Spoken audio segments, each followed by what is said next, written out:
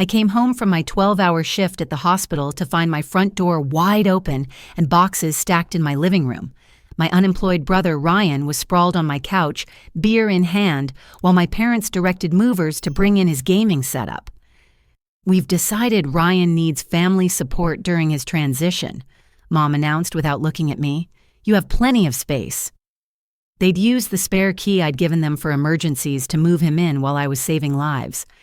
The exhaustion from my shift vanished, instantly replaced by a surge of disbelief that made my hands shake. I stood in my own doorway, still wearing my scrubs that smelled faintly of antiseptic and the coffee I'd spilled during my third emergency surgery of the day. My mother, Sandra, continued directing the movers as if she owned the place, her perfectly styled blonde hair catching the afternoon light streaming through my windows. "Mom, what are you doing?" My voice came out steadier than I felt. "You can't just move Ryan into my house without asking me." My father, Robert, emerged from my kitchen carrying a sandwich he'd obviously made from my groceries. At 62, he still had that authoritative presence that used to make me shrink as a child, but now I saw it for what it was: calculated intimidation. "Tracy, don't be dramatic," he said, taking a large bite. "Family helps family. You know, Ryan's been going through a tough time since the company downsized." "That was 14 months ago." I pointed out, watching as Ryan hadn't even bothered to acknowledge my presence. He was 34 years old, 2 years older than me, and was currently engrossed in a video game on my television using my gaming console that I rarely had time to touch. My mother finally turned to face me, and I saw that look in her eyes, the one that preceded every manipulation she'd ever pulled. "Sweetheart, we need to talk about arrangements. Come sit down." "Arrangements." I remained standing, my hospital badge still clipped to my scrubs. "The only arrangement we need to discuss is how quickly Ryan can pack up and leave." Ryan finally paused his game, a smirk spreading across his unshaven face. "Relax, sis. Mom and Dad already handled everything. I'm officially a tenant now." The words hit me like ice water. "What do you mean, officially a tenant?" My mother reached into her designer purse and pulled out a folder, presenting it to me with the satisfaction of someone revealing a winning hand in poker. "We knew you'd be difficult about this, so we took the liberty of creating a proper rental agreement. It's all legal and binding." I snatched the papers from her hands, scanning them with growing horror. There was my signature, or rather a forgery of it, agreeing to rent my spare room to Ryan for the generous sum of $1 per month. The document was dated 2 weeks ago, during a period when I'd been working double shifts to cover for a colleague on maternity leave. "This is fraud," I said, my voice barely above a whisper. "You forged my signature." "Prove it," Ryan called out, already back to his game. "I've been getting mail here for 2 weeks, changed my driver's license address and everything. As far as the state's concerned, I live here now." My father stepped closer, using his height advantage to look down at me. "Now, Tracy, let's discuss this like adults. We've prepared a family support agreement that outlines everyone's responsibilities." He produced another document, this one detailing how I would provide Ryan with not just free housing, but also food utilities and a monthly allowance of $500 for incidentals, while he pursued new career opportunities. The document went on for 3 pages, including provisions for me to cover his health insurance and car payments. "You've lost your minds," I said, crumpling the paper. "I'm not signing this, and I'm calling the police right now to have him removed." "Go ahead," my mother said smoothly. "We'll tell them about the rental agreement, and then we'll have to tell the family about how their successful doctor, Tracy, threw her poor brother out on the street. Your grandmother would be so disappointed. You know how she values family loyalty." The mention of my grandmother hit exactly where they knew it would. Grandma Rose had raised me as much as my parents had, and her opinion meant everything to me. But I pushed down the guilt, focusing on the anger. "Get out," I said firmly. "All of you. Now." My father's face darkened. "We're trying to help you here, Tracy. You're 32, single, no children. What are you doing with all this space, with all that money you make? Your brother needs support, and you're being selfish. I make $90,000 a year, not $900,000. I shot back. I have student loans, a mortgage, and I'm saving for retirement. I can't afford to support a grown man who refuses to work. Can't or won't? My mother asked, her voice dripping with judgment. I see your car in the driveway. That's a luxury vehicle, isn't it? And this house 4 bedrooms for just one person. Meanwhile, your brother has nothing. Ryan stood up, then stretching lazily. Look, Tracy, no need to get all worked up. I'm not asking for much. Just a place to crash while I figure things out. Maybe you could hook me up with a job at the hospital. Something easy, good pay, you know. You want me to get you a job at the hospital? I stared at him incredulously. You dropped out of community college twice and haven't held a job for longer than 3 months in your entire life. What exactly would you do at a hospital? I don't know, management or something. He shrugged. You've got connections, right? Help your brother out. The casualness of his entitlement made my blood boil. I pulled out my phone, but my mother's hand shot out, grabbing my wrist with surprising strength. Before you do anything rash, she said quietly, remember that we have keys. We know your schedule, and Ryan's already established residency. Even if you call the police, they'll tell you it's a civil matter. You'll need to go through formal eviction proceedings, which could take months. Is that really how you want to spend your time and money? I yanked my hand away, looking at these people who claimed to be my family. The calculation in their eyes was something I'd never allowed myself to see before, always making excuses, always believing they had my best interests at heart. But now, standing in my invaded home, watching them orchestrate this ambush, I finally saw the truth. Fine, I said quietly. You want to play legal games. We'll play legal games, but know this, you just destroyed any relationship we had. I hope whatever you think you're going to gain from this is worth losing your daughter. My mother's mask slipped for just a moment, something flickering in her eyes that might have been regret, but it was quickly replaced by cold determination. You'll thank us one day, Tracy. When you have a real family of your own, you'll understand why we had to do this. I walked to my bedroom, the only space that still felt like mine, and locked the door behind me. Through the thin walls, I could hear them talking, planning, dividing up my home like vultures over a carcass. Ryan had turned the television volume up, the sounds of explosions and gunfire filling my once peaceful sanctuary. As I sat on my bed, still in my work clothes, still processing what had just happened, I made myself a promise. They might have won this round, but I wasn't going down without a fight. I pulled out my laptop and started researching lawyers, documenting everything I could remember about the forged signatures and their threats. What I didn't know then was that this was just the beginning. The forged rental agreement was only the tip of an iceberg that would reveal depths of betrayal I never could have imagined. My parents and brother had plans for me, plans that went far beyond free room and board. But they'd made one crucial mistake. They'd underestimated me, seeing only the compliant daughter who always put family first, not the woman who'd fought her way through medical school, who'd saved lives under pressure, who'd learned that sometimes the only way to heal was to cut out the infection completely. The war for my home, my identity, and my future had begun, and I was determined to win. 3 days had passed since the invasion of my home, and I developed a routine of avoidance. I left for the hospital before dawn, worked every extra shift available, and only returned when exhaustion made it unsafe to stay awake any longer. Each homecoming was an exercise in controlled fury, as I discovered new violations of my space and privacy. This particular evening, I'd managed to slip in quietly, hoping to grab some clean scrubs and escape to my room unnoticed. The house reeked of marijuana and stale pizza, and through the living room doorway I could see Ryan hadn't moved from what appeared to be his permanent indent in my couch. Empty beer cans created a fortress around him, and my coffee table was scarred with water rings and burn marks. I was halfway up the stairs when my phone rang. The number was unfamiliar, but I answered anyway, desperate for any distraction from my current reality. Ms. Tracy Morrison. The voice was professional clipped. This is Jennifer from Pinnacle Credit Services. I'm calling about your recent application for our premium rewards card. My blood ran cold. I didn't apply for any credit card. There was a pause on the other end. I show here that you submitted an online application 3 days ago. The card was approved for a $15,000 limit and expedited shipping was requested to your home address. 3 days ago, the same day my family had ambushed me. Listen carefully, I said, gripping the phone so tightly my knuckles went white.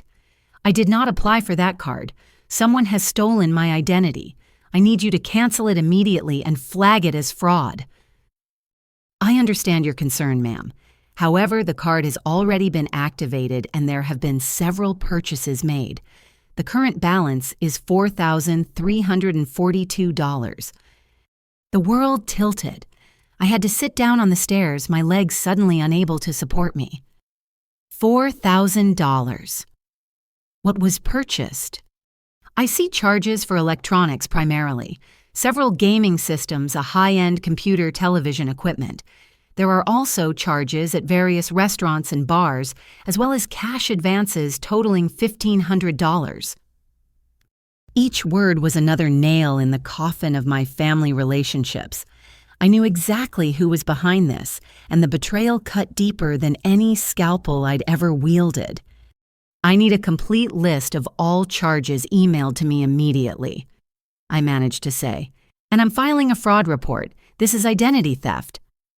After 20 minutes of being transferred between departments and repeating my story, I finally ended the call with a case number and a promise that the fraud department would investigate.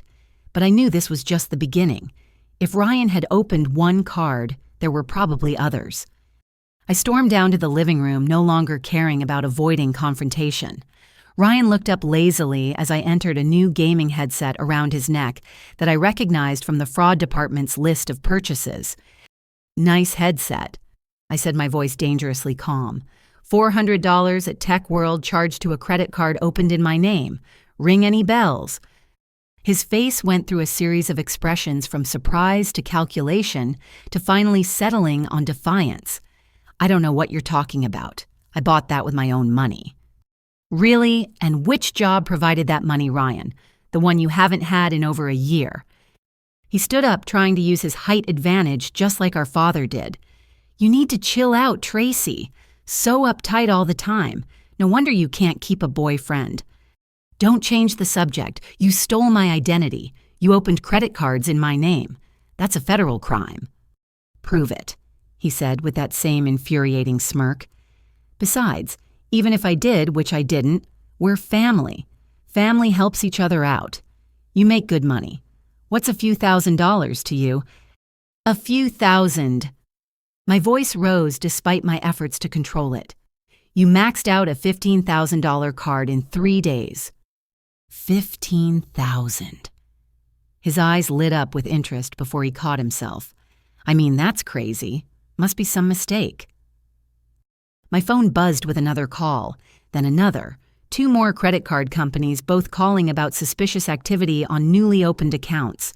By the time I'd finished documenting everything Ryan had opened, 3 cards totaling $35,000 in available credit, and he'd already racked up over $15,000 in charges. I called my parents, putting them on speaker so Ryan could hear. My mother answered on the 3rd ring, her voice artificially cheerful. Tracy, darling, how are you adjusting to having your brother there? I hope you two are bonding.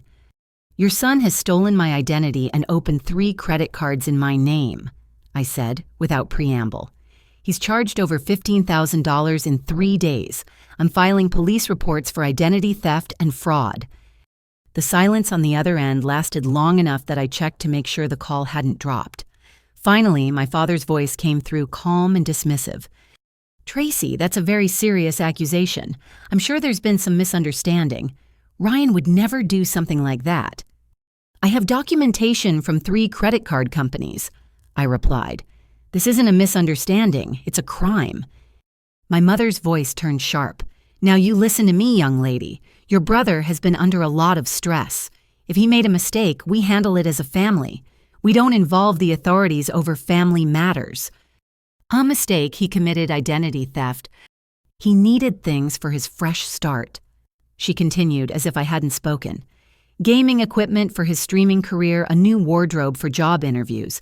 These are investments in his future. You should be supportive, not threatening him with police. Streaming career. I looked at Ryan, who had the grace to look slightly embarrassed. Since when is playing video games all day a career? Since people started making millions doing it, my father interjected. Ryan has a plan. He just needs some initial capital, which you can certainly afford to provide. Consider it an investment in your brother's future. An investment I didn't agree to make using credit cards I didn't open. This is insane. What's insane? My mother's voice turned cold. Is a daughter who makes 6 figures refusing to help her struggling brother. Do you know what people are saying? That we raised a selfish, money-obsessed daughter who values her bank account over blood. I don't make 6 figures. I protested for what felt like the 100th time. And even if I did, that doesn't give anyone the right to steal from me. Steal is such an ugly word, my father said. Ryan borrowed. He'll pay you back once his streaming takes off. With what credit score? I demanded. These cards are in my name. If he doesn't pay, and we both know he won't, it ruins my credit. I won't be able to refinance my house, get a car loan, anything. Then I guess you better make sure he has what he needs to succeed, my mother said smoothly. Support his streaming career, and he'll be able to pay everything back. Fight us on this, and well, who knows what could happen. Maybe more cards get opened. Maybe your credit gets so bad you lose this house you're so proud of. Then you'd have to move back home, wouldn't you? The threat was clear. This wasn't just about Ryan needing a place to stay. This was about control, about punishing me for daring to succeed on my own terms. I'm hanging up now, I said quietly, and I'm calling the police. You do that, my father said, and I could hear the smile in his voice. And we'll tell them about how you've been mentally unstable lately, working all those hours, the stress of your job. Your mother and I have been so worried. We even have texts discussing your erratic behavior. Who do you think they'll believe, a stressed-out single woman living alone or her concerned parents trying to help their children? The call ended, leaving me staring at Ryan, who was already back to his game, the stolen headset gleaming in the television's glow. You heard them, he said without looking at me.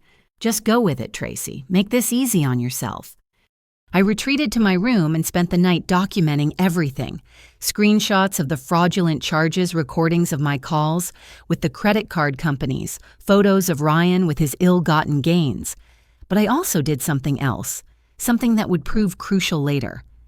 I ordered hidden cameras for every room in my house except the bathrooms. If they wanted to play dirty, I'd make sure I had evidence. The next morning, I woke to find my laptop missing from my room. My work bag, which I'd stupidly left in the kitchen, had been rifled through. My hospital ID badge was gone along with my prescription pad that I kept locked in a side pocket. Ryan was passed out on the couch, my laptop open beside him, logged into my email. He'd been trying to access my bank accounts but hadn't gotten past the 2-factor authentication. Yet. I quietly took photos of everything, including the browsing history, showing his attempts to access my financial accounts. Then I saw something that made my stomach drop. He'd been on forums discussing how to access someone's retirement accounts, how to forge power of attorney documents, how to declare someone mentally incompetent. This wasn't just about credit cards or free housing. This was about everything I'd worked for, everything I'd built. And it was just beginning. I made a decision then. I couldn't go to work with my badge missing, couldn't risk Ryan trying to access the hospital, or worse, my prescription pad privileges. I called in sick for the first time in 2 years and made an appointment with a lawyer for that afternoon. As I prepared to leave, Ryan stirred on the couch. "Where are you going?" he mumbled. "To fix the mess you've made," I replied. He laughed, a sound devoid of any humor. "Good luck with that. Mom and Dad have everything figured out. You might as well accept it. You're going to be taking care of me whether you like it or not." "We'll see about that," I said, heading for the door. "Oh, Tracy," he called after me. "Might want to check your credit report. I heard sometimes these identity thieves open more than just credit cards. Bank accounts, car loans, who knows what else they might do." The threat was clear.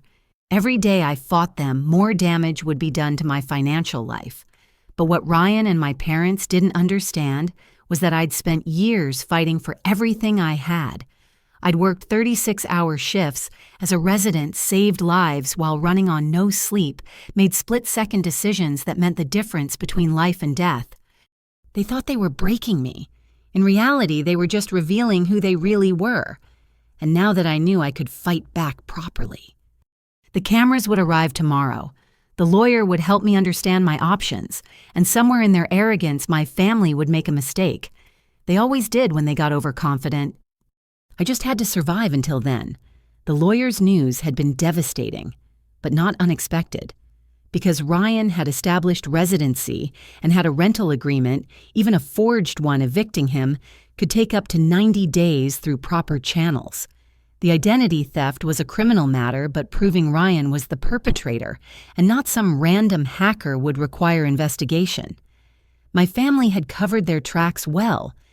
I was sitting in my car outside a police station gathering courage to file a report when my phone exploded with notifications, text messages, Facebook alerts, missed calls, all flooding in at once.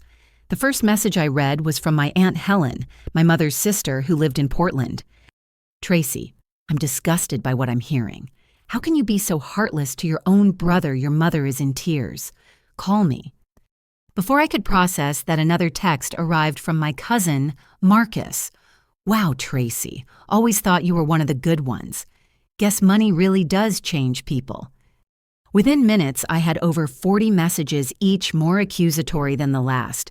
My Facebook feed was filled with cryptic posts from family members about disappointment and when family lets you down, and money can't buy class or compassion. I called Aunt Helen, my hands shaking. She answered on the first ring.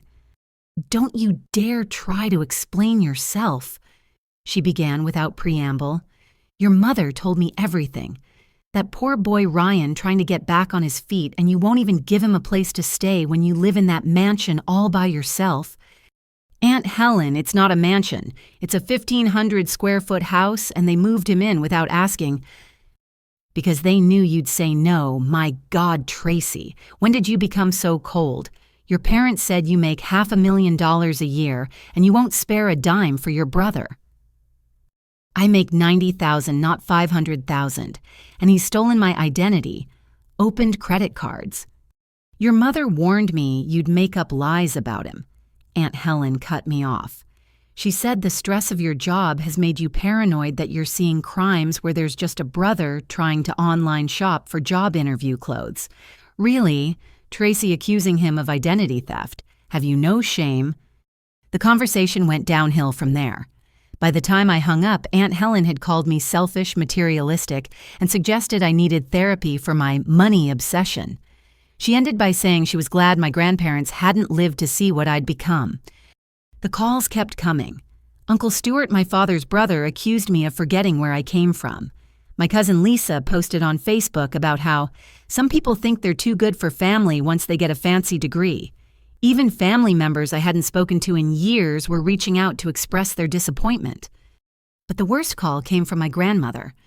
Grandma Rose was 87 years old, sharp as a tack, and the only person whose opinion truly mattered to me. She'd helped raise me when my parents were too busy with their various schemes, I now realized. She'd been at every graduation, celebrated every achievement, and told me she was proud of me more times than I could count.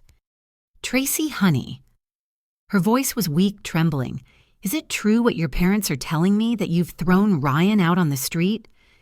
"Grandma, no. He's living in my house right now. They moved him in without telling me." "But you're trying to evict him. Your own brother." I closed my eyes, leaning my head against the steering wheel. "Grandma, there's so much they haven't told you. He's stealing from me. They forged documents." "Your mother said you'd say that."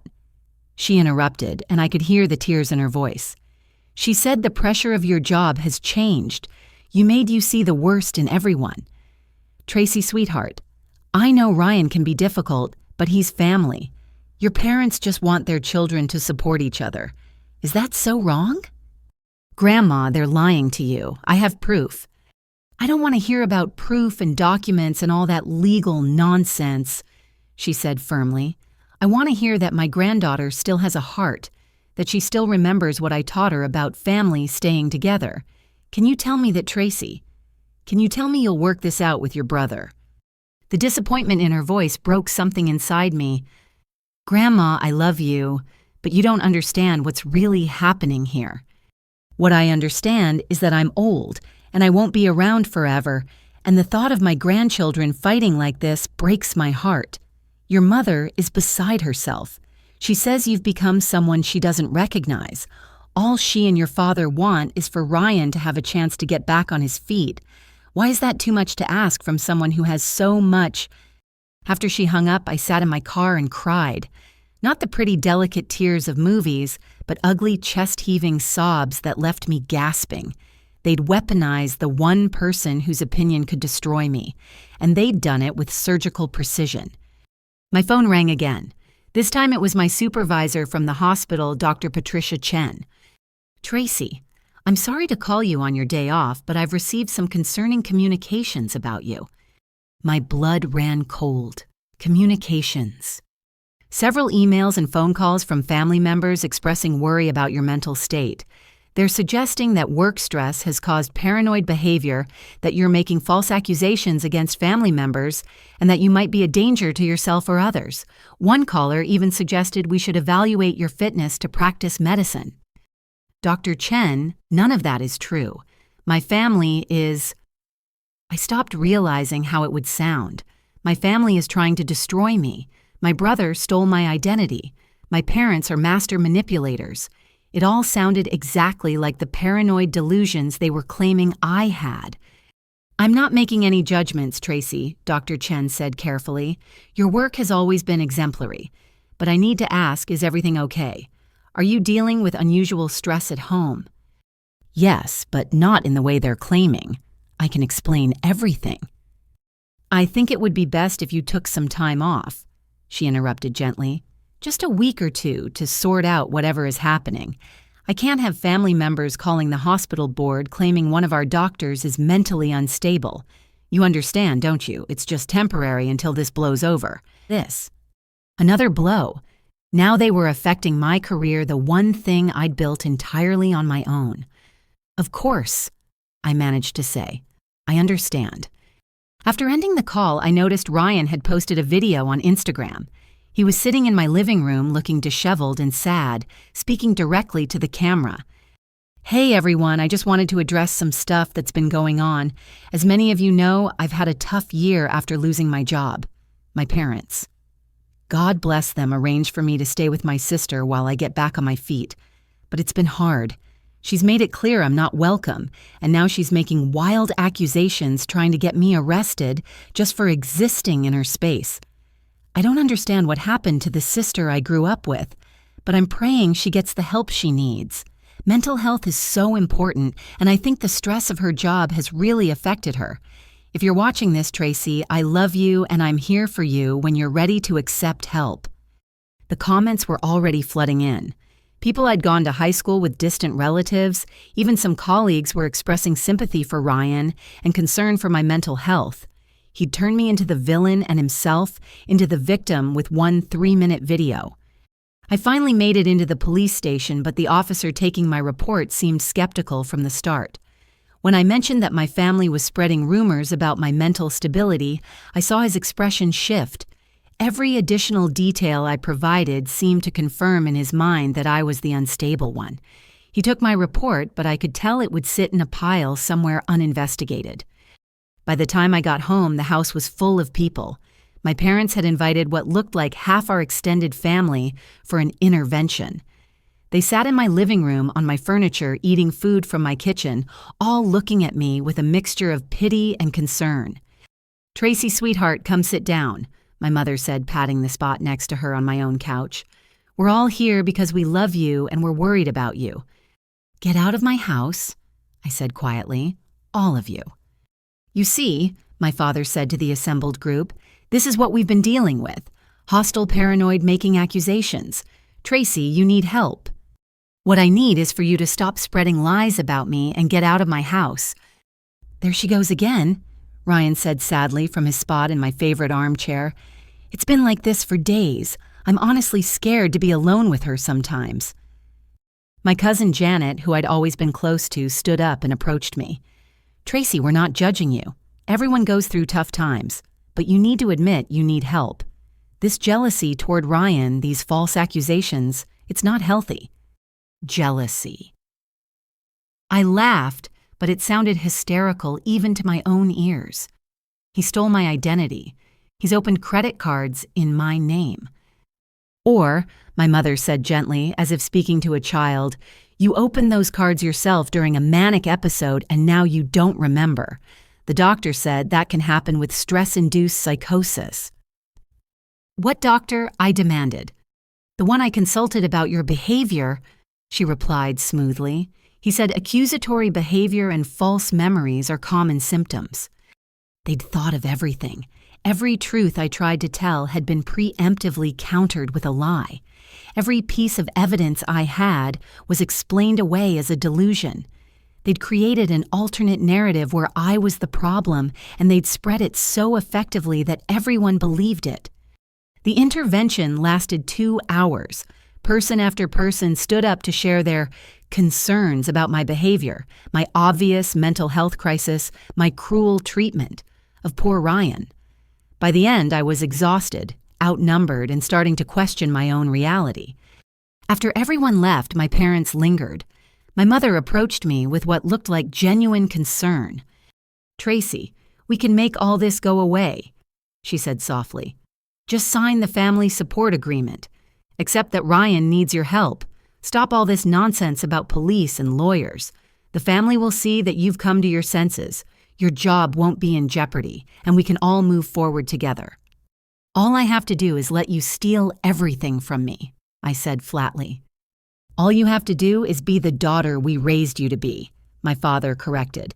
"Family first, Tracy. Always family first." They left me alone in my house that wasn't really mine anymore, surrounded by the remnants of their intervention. Paper plates with half-eaten food cups everywhere, the lingering smell of too many people in too small a space. Ryan had disappeared into the guest room during the chaos, and I could hear him on a call, probably spinning more lies to gather more sympathy. I cleaned mechanically, trying to process everything that had happened. In a single day, they'd turned my entire extended family against me, jeopardized my career, painted me as mentally unstable, and created a narrative where I was the villain in my own story. The expertise with which they'd executed this campaign was terrifying.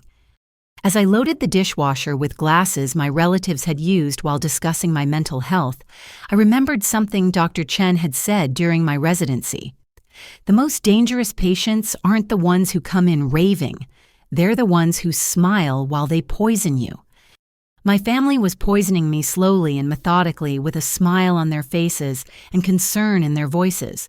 But understanding what was happening and stopping it were two very different things. They had the advantage of numbers of years of manipulation experience, of a complete lack of conscience. But I had something they didn't expect. The hidden cameras had been delivered while I was out, left in a package on my doorstep. Tonight, while Ryan slept off whatever he'd been drinking at the intervention, I would install them. I would document everything. They thought they'd broken me today. They thought the intervention, the family pressure, the threat to my job would make me crumble. They thought wrong. I was done being defensive. It was time to go on the offensive. And unlike them, I would be armed with the truth. The cameras had been installed for 3 days, and they were already proving their worth. I'd captured Ryan going through my mail, my parents discussing their Phase 2 plans in my kitchen while I was at work, and most importantly, Ryan practicing what he called his performance piece for something big he had planned. I didn't know what it was yet, but the way he rehearsed, holding his chest and groaning, made my stomach turn with dread. I'd returned to work after my forced mental health break, though Dr. Chen was watching me carefully and I'd been relegated to less critical cases. My colleagues treated me with the kind of careful politeness reserved for someone they thought might snap at any moment.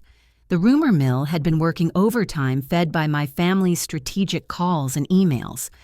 It was Thursday afternoon when everything escalated to a new level of destruction. I was reviewing patient charts in the break room when Dr. Margaret Wilson burst in her face, flushed with concern. "Tracy, your brother's in the ER. He's asking for you. Says it's serious." My first instinct was to ignore it. After everything Ryan had put me through, I couldn't muster any concern for whatever game he was playing. But Margaret was already ushering me toward the emergency department, and refusing would only add to the heartless sister narrative my family had crafted. The scene in the ER was pure theater. Ryan was on a gurney clutching his chest dramatically while groaning loud enough for the entire floor to hear. Several nurses were attending to him, and I noticed with growing alarm that many of my colleagues had gathered to watch. "Tracy." Ryan gasped when he saw me reaching out with a trembling hand. "Thank God you're here. The pain, it's unbearable. I think I'm having a heart attack." "When did this start?" Dr. Kevin Marshall asked, already ordering an EKG. "About an hour ago," Ryan panted. "I was so stressed about my living situation, about how my sister treats me. She threw out my medication this morning, said I was faking my anxiety. The stress just built up and then crushing pain." I hadn't thrown out anything. I hadn't even seen him that morning, leaving before dawn specifically to avoid him. But every medical professional in hearing distance was now looking at me with judgment. "I didn't throw out any medication," I said firmly. "I haven't spoken to him in 3 days." "The stress of her denial," Ryan whispered to the nurse closest to him, loud enough for everyone to hear. "She doesn't even remember doing it. That's what scares me most about her condition." Dr. Marshall, who I'd worked with for 3 years, wouldn't even meet my eyes. "Let's focus on the patient, Dr. Morrison." The EKG came back normal. Blood work showed no cardiac enzymes. The chest X-ray was clear. Every test confirmed what I already knew Ryan was faking. But he was good at it, maintaining just enough symptoms to warrant continued observation. "The pain comes in waves," he explained to the growing audience.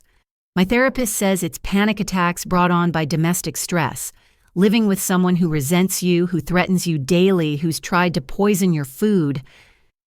"Poison?" Dr. Marshall's eyebrows shot up. "Oh, she probably didn't mean to—" Ryan backpedaled with practiced skill. "She's not well. Last week she put something in my coffee that made me violently ill. When I confronted her, she laughed and said it was just expired milk, but I know what spoiled milk tastes like. This was something else." The lies flowed so smoothly, each one building on the last, creating a picture of me as an unhinged, dangerous person.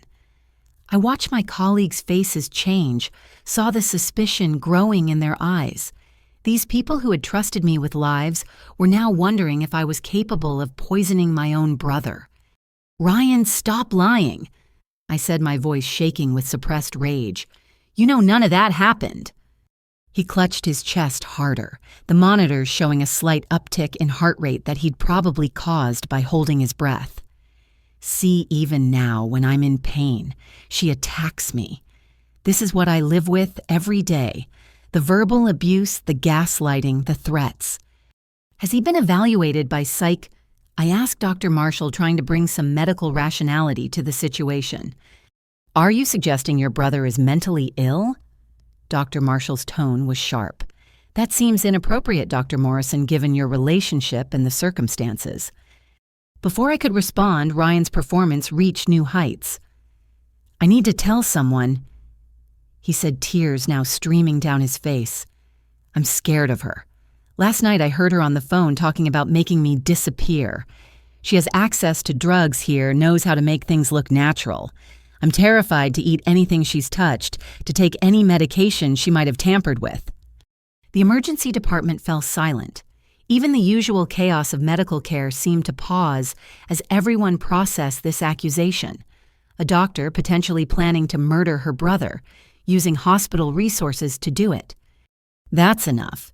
Dr. Chen's voice cut through the silence. She'd appeared from nowhere, her expression unreadable. "Dr. Morrison, my office. Now." As I followed her out, I heard Ryan call after me. "I'm sorry, Tracy. I didn't want to tell anyone, but I'm just so scared. Please get help. I love you despite everything." The walk to Dr. Chen's office felt like a funeral march. Staff members stepped aside as we passed some whispering others just staring. By the time we reached her office, I knew my medical career was hanging by a thread. Sit, Dr. Chen commanded, closing the door firmly behind us. Tracy, what the hell is going on? He's lying, I said simply. Every word out of his mouth is a calculated lie designed to destroy my reputation and make me unemployable. And why would he do that? I explained everything. The forged rental agreement, the stolen identity, the credit cards, the orchestrated family intervention. Dr. Chen listened without interruption, her expression grave. Do you have proof of any of this? She asked when I finished. I have recordings from security cameras I installed in my home.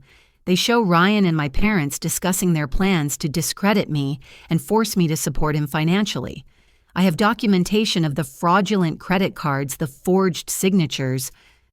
Tracy, I want to believe you, Dr. Chen interrupted. Your work here has been exemplary, but you have to understand how this looks. Your brother is in our ER claiming you've threatened him, possibly poisoned him, and multiple family members have contacted the hospital about your mental state. Now you're telling me about hidden cameras and conspiracy theories? They're not theories, I protested. I have actual evidence. Then you need to get a lawyer and handle this through proper channels, she said firmly. But right now I have to think about the hospital's liability. A doctor accused of plotting to murder a family member, even if false, is a serious matter. I'm placing you on administrative leave, effective immediately. The words hit like a physical blow. Patricia, please. This is exactly what they want. They're destroying my life piece by piece, and you're helping them do it. Her expression softened slightly. I'm trying to protect you, Tracy. If you're on leave, you can focus on resolving this situation. Get your lawyer, compile your evidence, clear your name. But you can't do that while working here with your brother, staging dramatic scenes in our ER. He's probably not even going to be admitted, I pointed out. All his tests are normal because he's faking everything. Which is exactly why you can't be the one to point that out, she replied. Any observation you make about his condition will be seen as biased at best, malicious at worst. Go home, Tracy. Sort this out. When you can prove what you're saying, we'll discuss your return. I gathered my things in a daze, aware of eyes following me through the hospital. In the parking lot, I found Ryan standing by my car, miraculously recovered from his heart attack. They discharged me, he said cheerfully. Panic attack, they said, brought on by domestic stress. They gave me some pamphlets about recognizing signs of abuse and resources for victims. You're destroying my life, I said quietly. My career, my reputation, everything I've worked for. Why? Because you have everything and I have nothing, he replied, the mask dropping completely. You got the brains, the ambition, the success. What did I get? Parents who compared me to you every damn day. Why can't you be more like Tracy? Tracy would never drop out of college. Tracy would never lose a job. Well, now perfect Tracy is learning what it feels like to lose everything. So this is about revenge, jealousy. This is about balance, he corrected.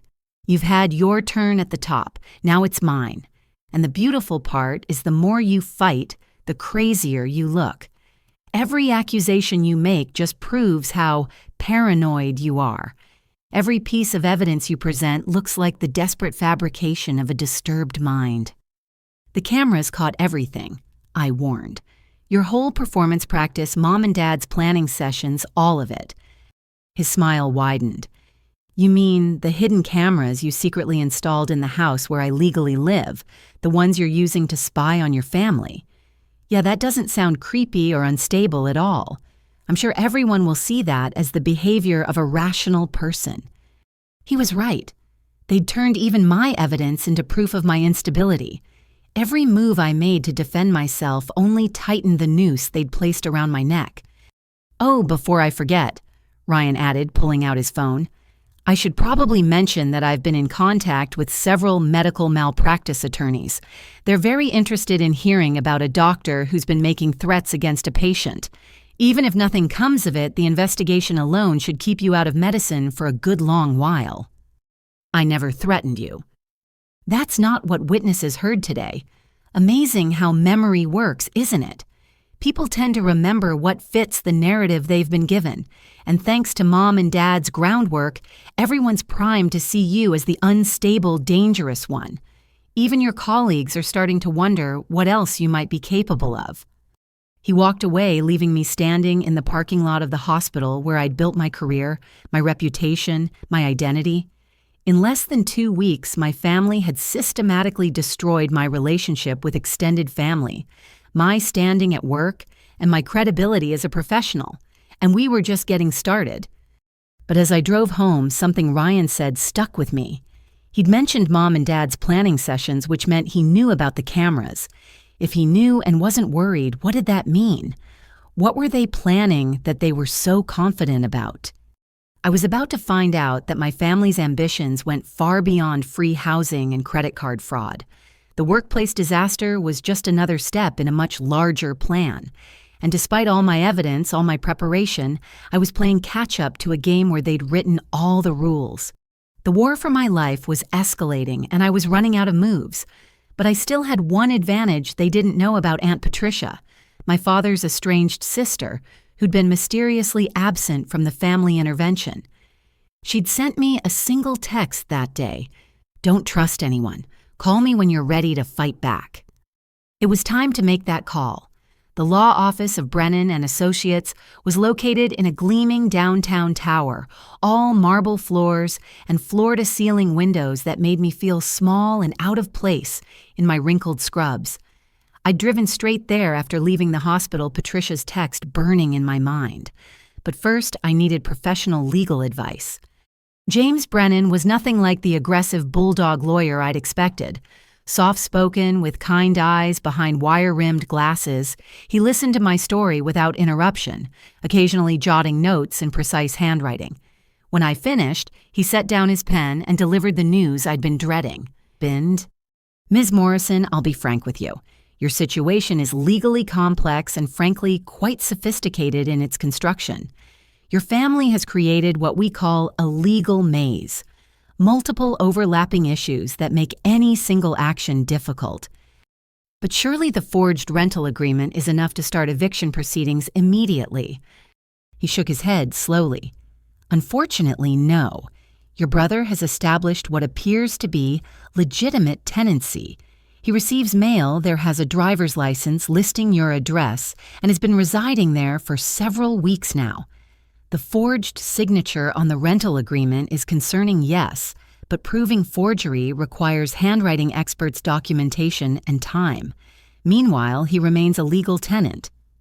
Even though I never agreed to it, the law tends to favor established residents to prevent homelessness," he explained. "In this state, eviction proceedings for a month-to-month tenant require 30 days' notice.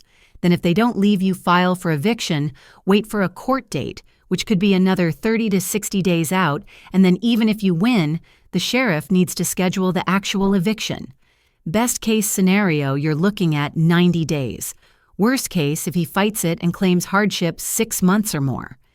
6 months. The number hit me like a physical blow. 6 more months of Ryan in my house, stealing from me, destroying my life piece by piece. What about the identity theft, the credit cards? That's a criminal matter, and you were right to file a police report. However, he paused, choosing his words carefully. Proving your brother was the one who opened those accounts can be challenging. He lives in your home, has access to your mail, potentially your personal documents. A good defense attorney could argue you gave him permission and are now reneging, or that someone else entirely is responsible. But I have him on camera talking about it. Brennan leaned forward, interest sparked. "Tell me about these cameras." I explained about the hidden cameras, the conversations I'd captured Ryan's admission of his plans. As I spoke, Brennan's expression grew increasingly concerned. "Ms. Morrison, I need to ask, did you inform your brother he was being recorded?" "No, of course not. He wouldn't have said those things if he knew. This state requires 2-party consent for recording," he said gently. "Any audio recordings you made without his knowledge are not only inadmissible in court, but could actually result in criminal charges against you for illegal surveillance." The room spun. Every step I'd taken to protect myself was being turned against me. So I can't use any of it. Video without audio might be permissible since he's in common areas of your home, but it's a gray area given his tenant status. The audio is definitely out. And if your family learns about these recordings, they could use it as further evidence of your, he consulted his notes, alleged paranoid behavior. This is insane, I said, fighting back tears of frustration. They're destroying my life and the law is protecting them. The law is neutral, Brennan corrected. Your family is simply using it more effectively, which brings me to my biggest concern. He pulled out a fresh legal pad. Tell me about your parents' involvement. You mentioned they had keys. I explained about the emergency key, how they'd used it to move Ryan in their threats and manipulations. Brennan took detailed notes, his frown deepening with each detail. Your parents' actions could constitute conspiracy to commit fraud, but again, proving it is challenging.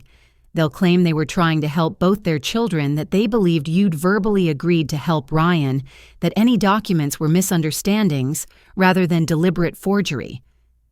So they get away with it. Not necessarily, but we need to be strategic. Tell me about your workplace situation. I recounted the disaster at the hospital, Ryan's performance, my administrative leave. Brennan's expression turned grave. This is actually the most concerning development. Your family isn't just after money or housing. They're systematically destroying your ability to earn. Without your medical career, you lose your primary income source, potentially your ability to pay your mortgage and your professional identity. It's quite thorough. You sound almost admiring, I said bitterly. Not admiring, but recognizing the sophistication. This isn't a simple family squabble or opportunistic relatives. This is coordinated, planned, and executed with precision, which makes me wonder. He studied me carefully. Has your family done anything like this before? The question sparked a memory from the cameras. I overheard them mention something about my father's uncle and my mother's sister, something about getting money from them in the past. We need to investigate that. Pattern behavior could establish intent and conspiracy. But Ms. Morrison, I need you to understand something. Your family has a significant head start. They've established narratives, created documentation, and most importantly, they've isolated you from support systems. Fighting this will be expensive, time-consuming, and emotionally draining. What are my options? Option 1, capitulate. Give them what they want, sign their agreement, support your brother. You'll lose money but might salvage your career and relationships. Never. I didn't think so. Option 2, fight everything simultaneously. File for eviction, pursue identity theft charges, sue for defamation regarding your workplace issues, seek restraining orders. This is expensive and plays into their narrative of you being unstable and litigious. And option 3, we play the long game. Document everything legally. Build a case slowly and methodically. Accept that you'll take losses in the short term to win in the long run. And most importantly, find allies who can corroborate your version of events. I might have one, I said, thinking of Patricia. My aunt, my father's sister. She's been estranged from the family for years. Excellent. Estranged family members often have valuable insights. Now let's discuss immediate practical matters. First, you need to secure your remaining assets. I recommend opening new bank accounts at a different institution, getting a post office box for sensitive mail, and placing fraud alerts on all your credit reports. Already done, I said, feeling a small spark of pride at having taken some correct steps. Good.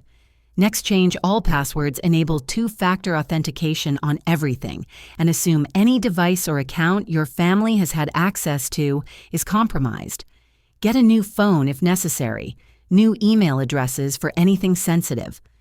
He continued outlining security measures, each one driving home how thoroughly my life had been invaded. As he spoke, his assistant knocked and entered, handing him a note. His expression darkened as he read it. Ms. Morrison, have you checked your credit report today? Not since yesterday. You should know that 3 new accounts have been opened in your name in the last 24 hours, 2 more credit cards, and a car loan for $45,000. The blood drained from my face. $45,000 for what? According to this, a BMW M4. The loan was approved yesterday afternoon and the car was purchased this morning from a dealership in Riverside. While I'd been dealing with Ryan's hospital performance, he'd been escalating the fraud. Can we stop it? Report it? We can try, but if he has the car and the paperwork shows your signature, it becomes more complicated. The dealership will claim they acted in good faith. The loan company will want their money, and proving you didn't sign when the signatures match. He trailed off, the implications clear. He's not just stealing money, I realized. He's creating so much debt in my name that I'll be forced to sell my house to pay it off. And then where would I go? Presumably back to your parents' home, Brennan said quietly, where they would have complete control over you and your remaining assets. The full scope of their plan finally crystallized. This wasn't about supporting Ryan or family helping family. This was about completely destroying my independence, forcing me back under their control, and likely draining every penny I'd earned or saved along the way. There's something else. Brennan continued, his voice careful. The timing of that car purchase right when you were distracted at the hospital. The escalation of credit accounts immediately after you involved law enforcement. Your family is adapting quickly to your countermoves. They're staying one step ahead. You think they have help or experience?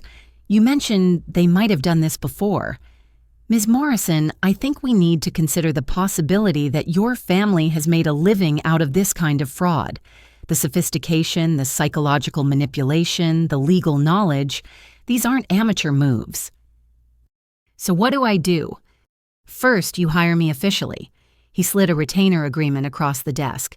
Second, we hire a private investigator to look into your parents' history. Third, you contact that aunt immediately. And fourth, you prepare yourself for war, because that's what this is.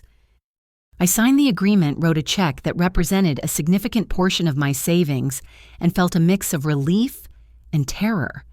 Relief that someone finally believed me, understood the scope of what I was facing. Terror at how much worse things were than I'd imagined. One more thing, Brennan said as I prepared to leave. Your brother's hospital stunt today. That wasn't random. Creating a scene at your workplace, getting you suspended, it serves multiple purposes.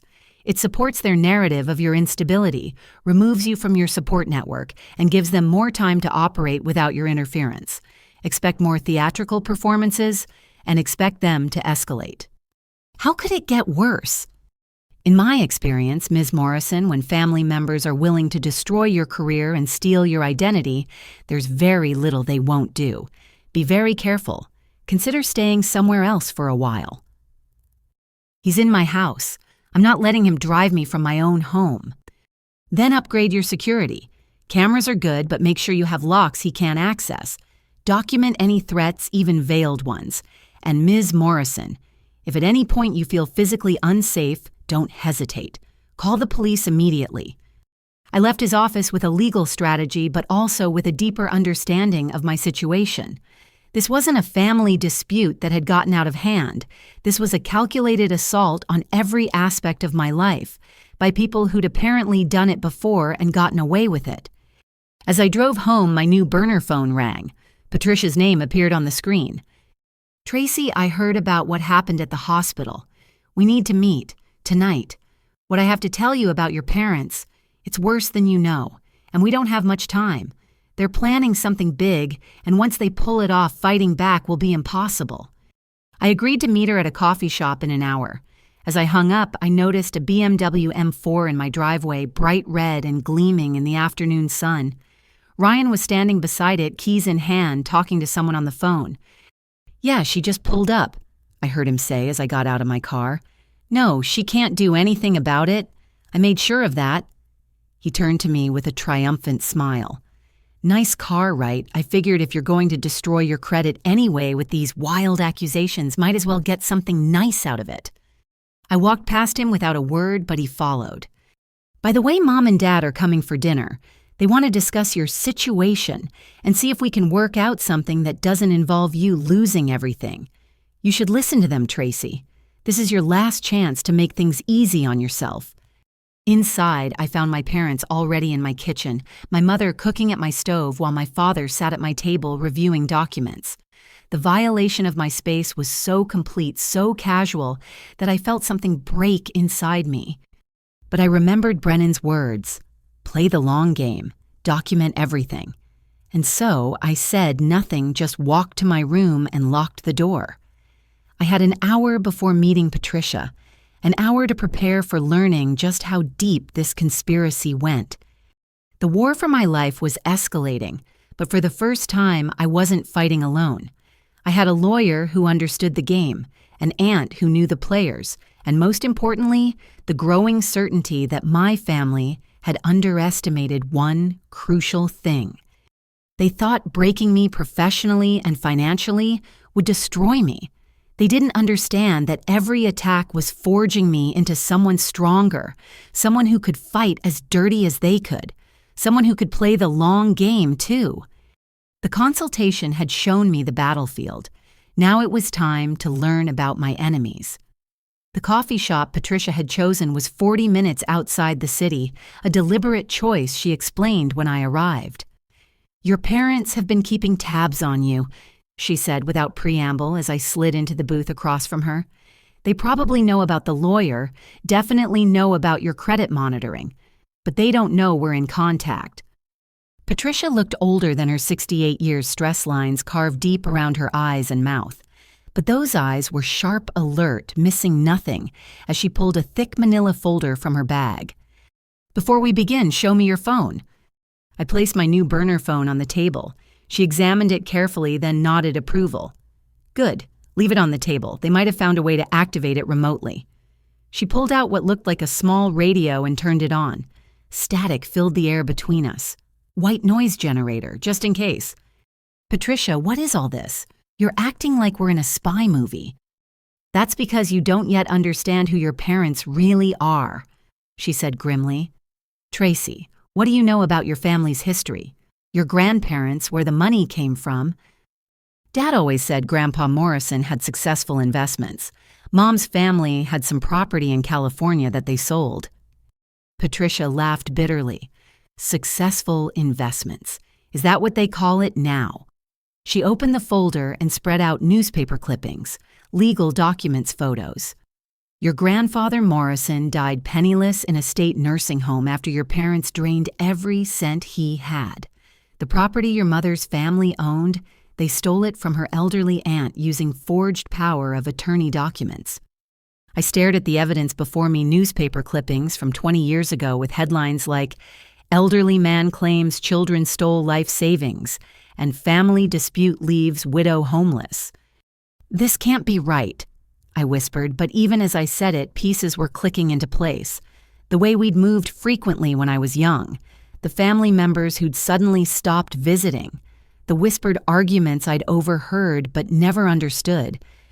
"Your parents are professional con artists, Tracy, have been for over 30 years. They target family members because family is less likely to press charges, more likely to keep quiet out of shame. They've refined their technique over the decades, and you, my dear, are their masterpiece." "What do you mean?" Patricia pulled out another document. 20 years ago, they tried something similar with me. Moved their friend into my house, claimed I'd agreed to it, started the same whisper campaign about my mental health. But I was a lawyer, knew my rights, and more importantly, I didn't have a trusting nature. I fought back hard and fast, got restraining orders, pressed charges. They backed off, but not before stealing $40,000 from me. "If you knew all this, why didn't you warn me?" "I tried," she said softly. "When you graduated medical school, I sent you a letter. When you bought your house, I tried calling. Each time your parents intercepted. They told the family I was mentally ill, dangerous, that I'd tried to hurt them. Sound familiar?" The pattern was sickeningly clear. They used the same playbook every time, with refinements. They learned from their mistakes with me. This time, they moved slower, built more credibility, created more documentation, and they chose their victim more carefully. You're successful enough to be worth targeting, but isolated enough to be vulnerable. No spouse, no children, few close friends because you work so much. Perfect. What about Ryan? Ryan's been their apprentice since he was 16. That job he lost, he was fired for embezzling. The company didn't press charges because your parents paid back some of the money and threatened to sue for wrongful termination. His whole unemployed act. He's been working with them full-time, learning the trade.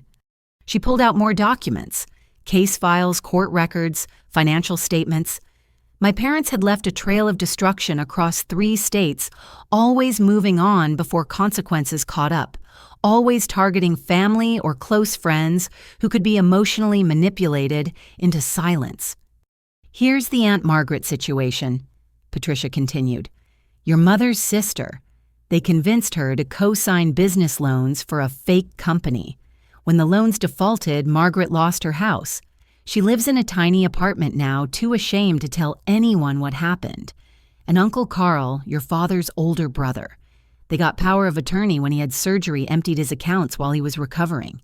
He died thinking he'd somehow lost his own money to bad investments. Each revelation was another blow. How many victims? That I know of, at least 12 family members over the years, probably more. They're careful, usually take just enough to hurt, but not enough to trigger major investigations. Except with you. Why am I different? Patricia leaned forward. Because you're their retirement plan. They're getting older, Ryan's not as smart as they'd hoped, and they need one big score to set themselves up permanently. Your house, your income, your credit. You're worth more to them than all their previous victims combined. But if you know all this, have all this evidence, why haven't they been arrested? Because they're smart about jurisdiction. They never hit the same state twice in a row. Because family victims rarely press charges. Because they're very, very good at making their victims look unstable, unreliable. Look what they've done to you in just 2 weeks.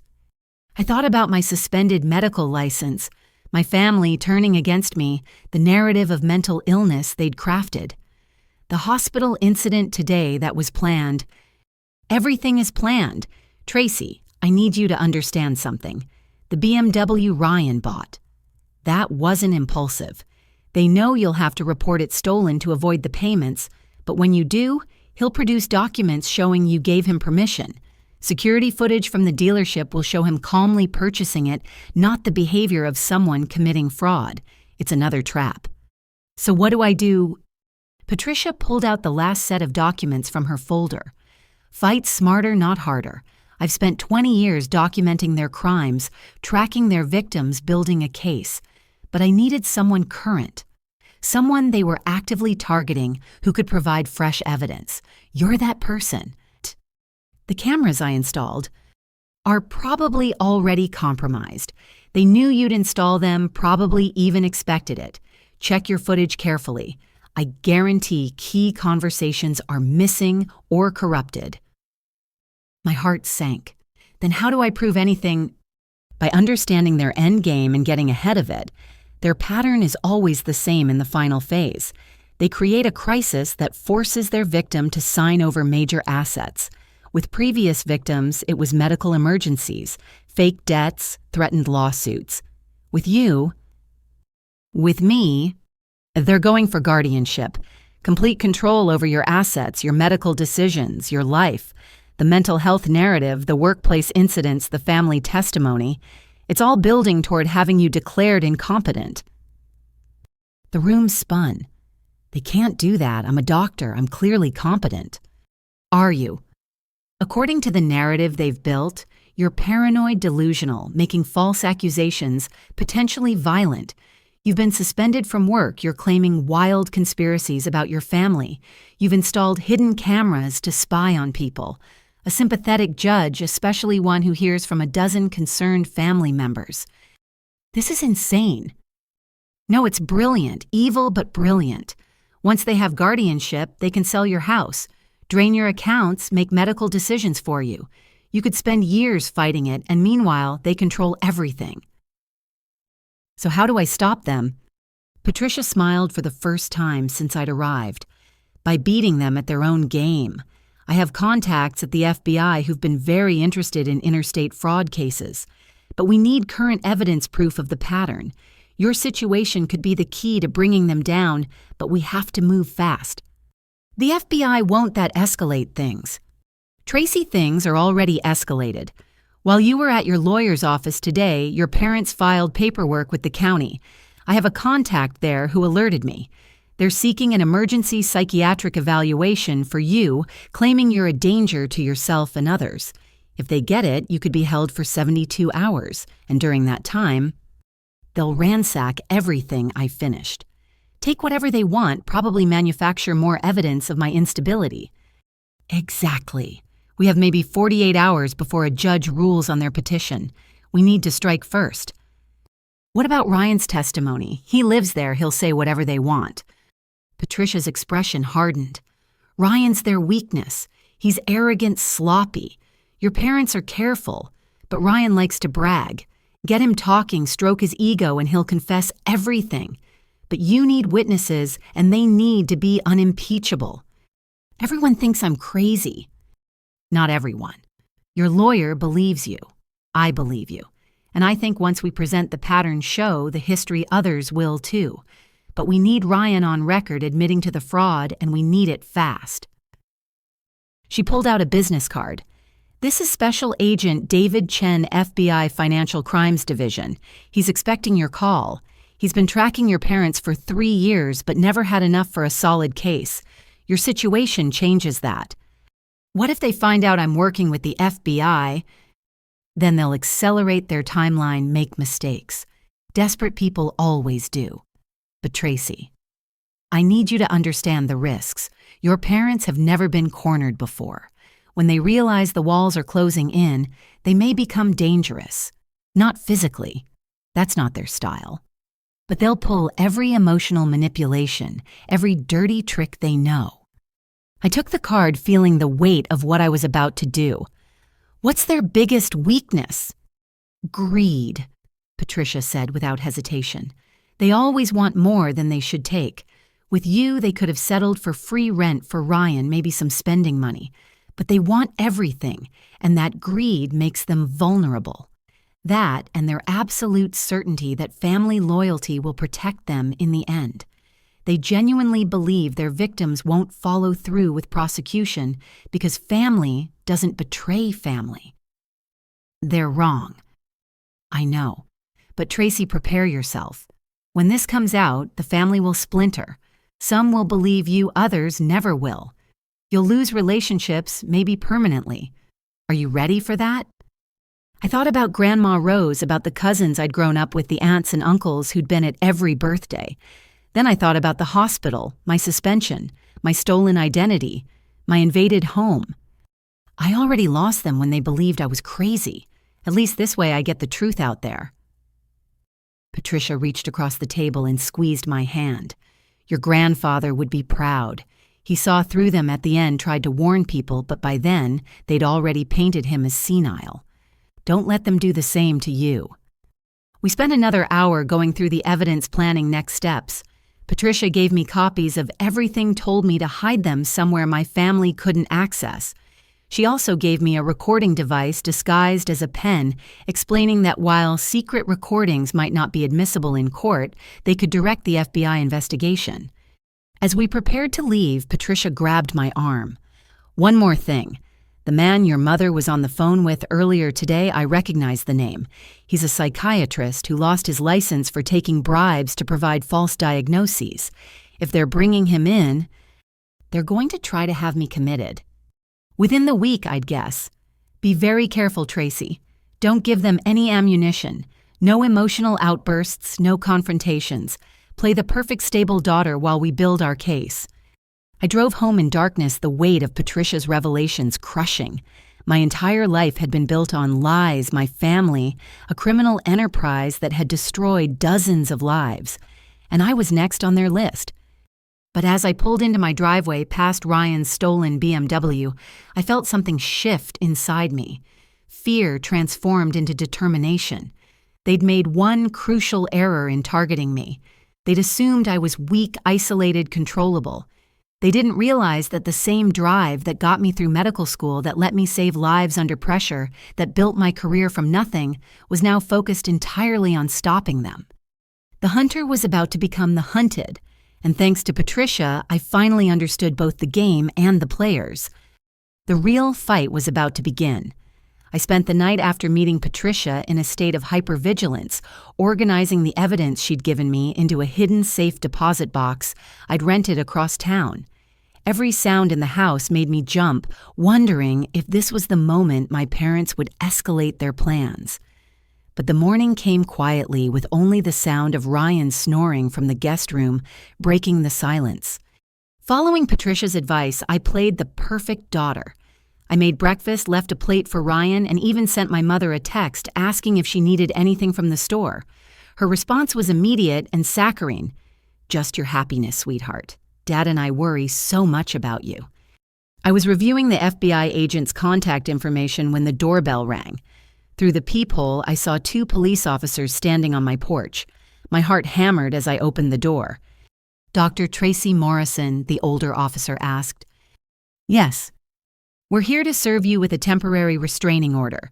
You're required to vacate these premises immediately and maintain a distance of 500 feet from Ryan Morrison." The paper trembled in my hands as I read it. According to the document Ryan had filed for protection, claiming I'd physically assaulted him, threatened his life, and created a hostile living environment. There were photos attached, Ryan with bruises on his arms and face, a sworn statement from my parents, who claimed to have witnessed me attacking him. "This is impossible," I said. "I haven't touched him. I haven't even spoken to him in days." The younger officer looked sympathetic but firm. "Ma'am, we're just here to serve the papers and ensure you collect your immediate necessities. You'll have a chance to contest this at the hearing in 7 days. 7 days, but this is my house. The alleged victim resides here legally," the older officer stated. "Until the hearing, you need to find alternative accommodation. You have 15 minutes to gather essentials. We'll supervise."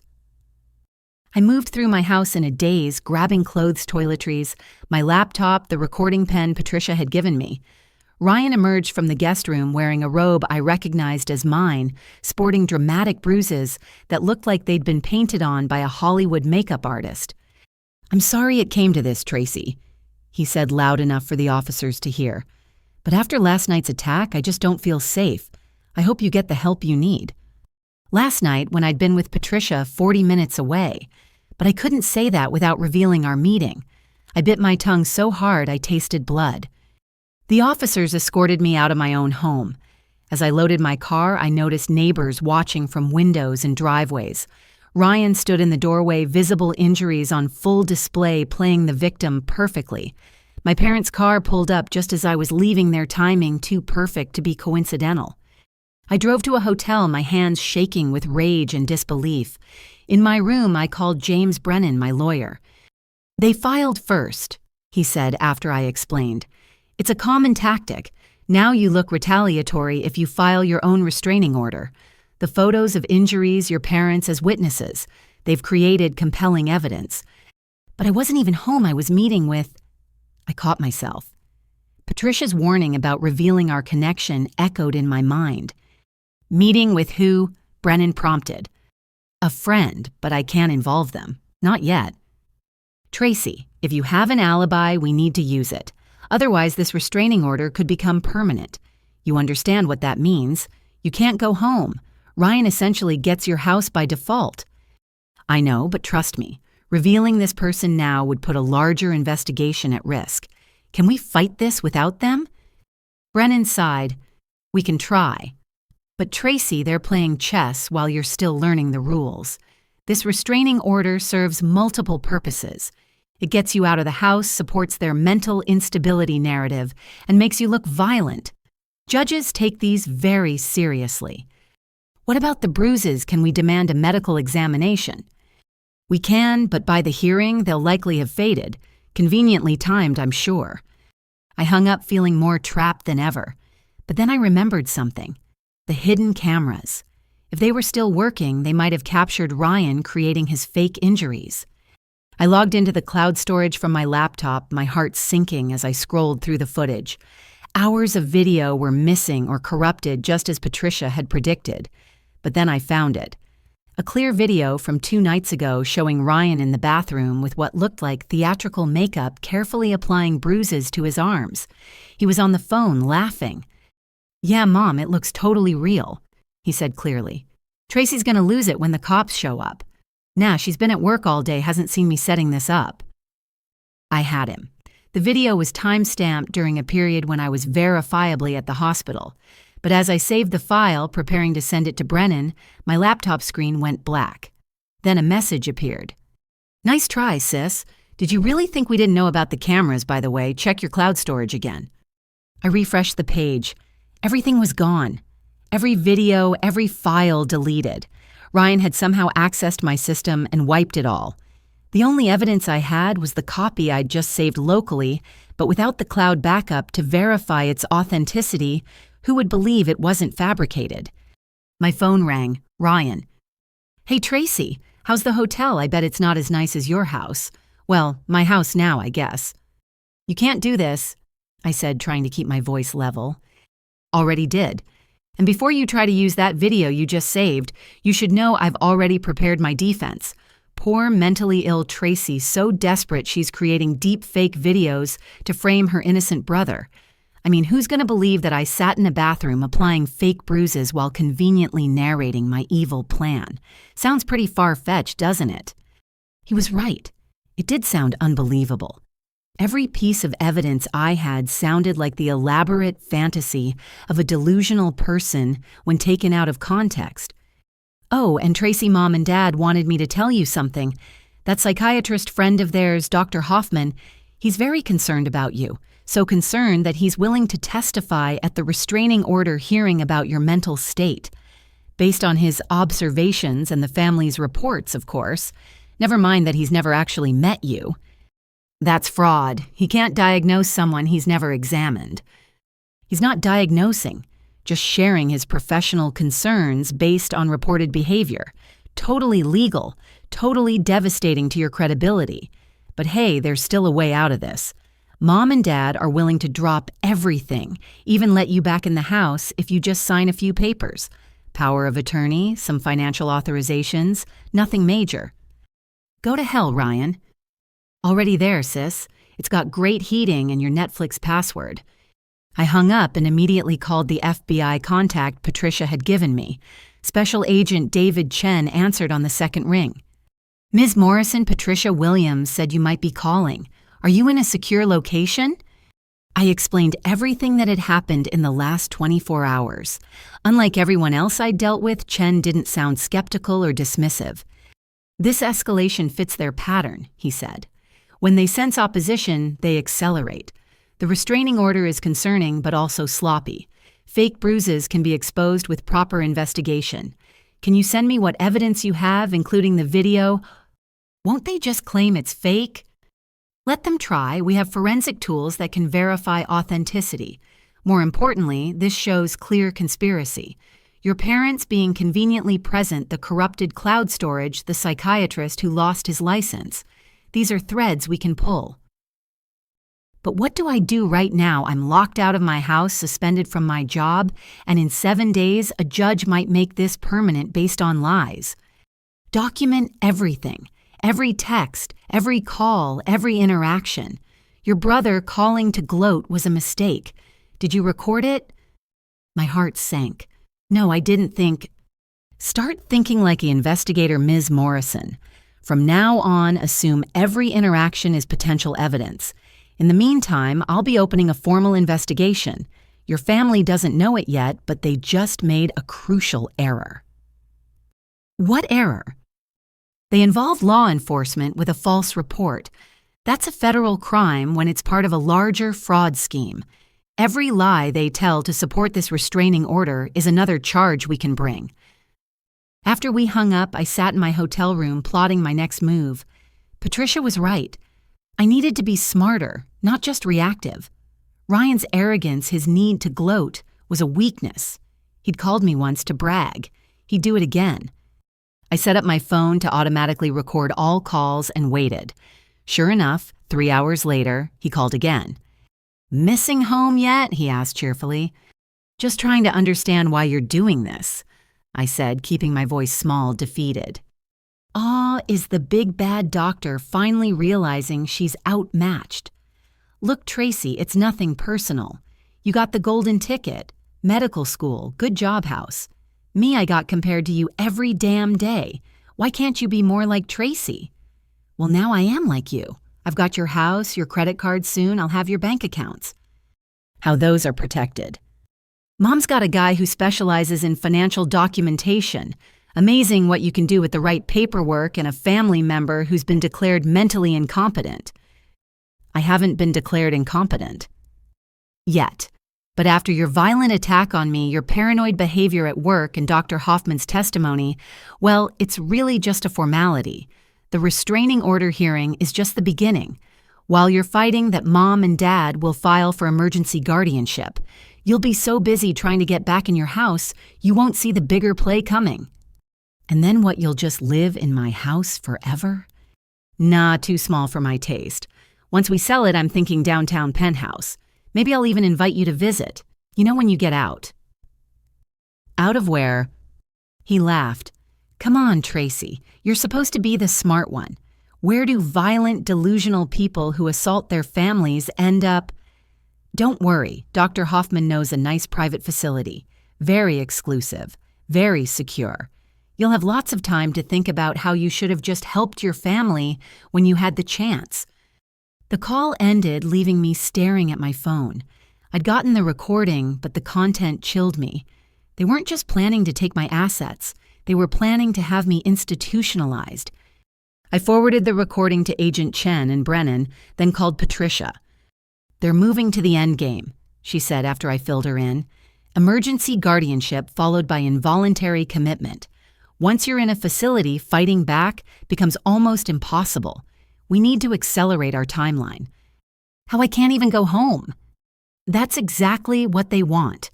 You feeling helpless, isolated. But Tracy, you have something they don't expect. You have me, and I've been preparing for this for 20 years. Tomorrow we make our move. Be ready." I spent the rest of the night in that hotel room planning and preparing. My family thought they had me cornered, but they'd made one crucial mistake. They'd let their greed and arrogance blind them to the fact that I was no longer alone. The restraining order was meant to be my defeat. Instead, it would be the beginning of their downfall, because while they were playing chess, I was about to flip the entire board. Patricia's move came at 6 in the morning with a text on my burner phone. "Check your email. New account I created for you. Memorize everything, then delete." The email contained detailed instructions and a revelation that changed everything. Patricia hadn't just been documenting my parents' crimes. She'd been in contact with several of their previous victims, slowly building a network of people willing to testify. But they needed a current case to tie it all together, someone actively being targeted who could provide real-time evidence. I was that person. According to Patricia, 3 former victims were ready to speak with the FBI Aunt Margaret who'd lost her house, a cousin named Daniel I'd never heard of who'd been declared mentally incompetent for 6 months before fighting his way free, and most shocking of all, my parents' former business partner who'd recorded conversations of them planning their schemes 15 years ago. But I needed to provide the bridge, current evidence of the pattern continuing. The phone recording of Ryan was good, but Patricia wanted more. Much more. "Your brother is having a party tonight," her email explained. "Your parents will be there along with several family members they're using as witnesses. Get invited. Get them talking. Get everything." Getting invited to a party at my own house seemed impossible until I remembered Ryan's weakness, his ego. I sent him a text. "You win. I can't afford to fight this anymore. Can we talk?" His response was immediate. "Finally coming to your senses.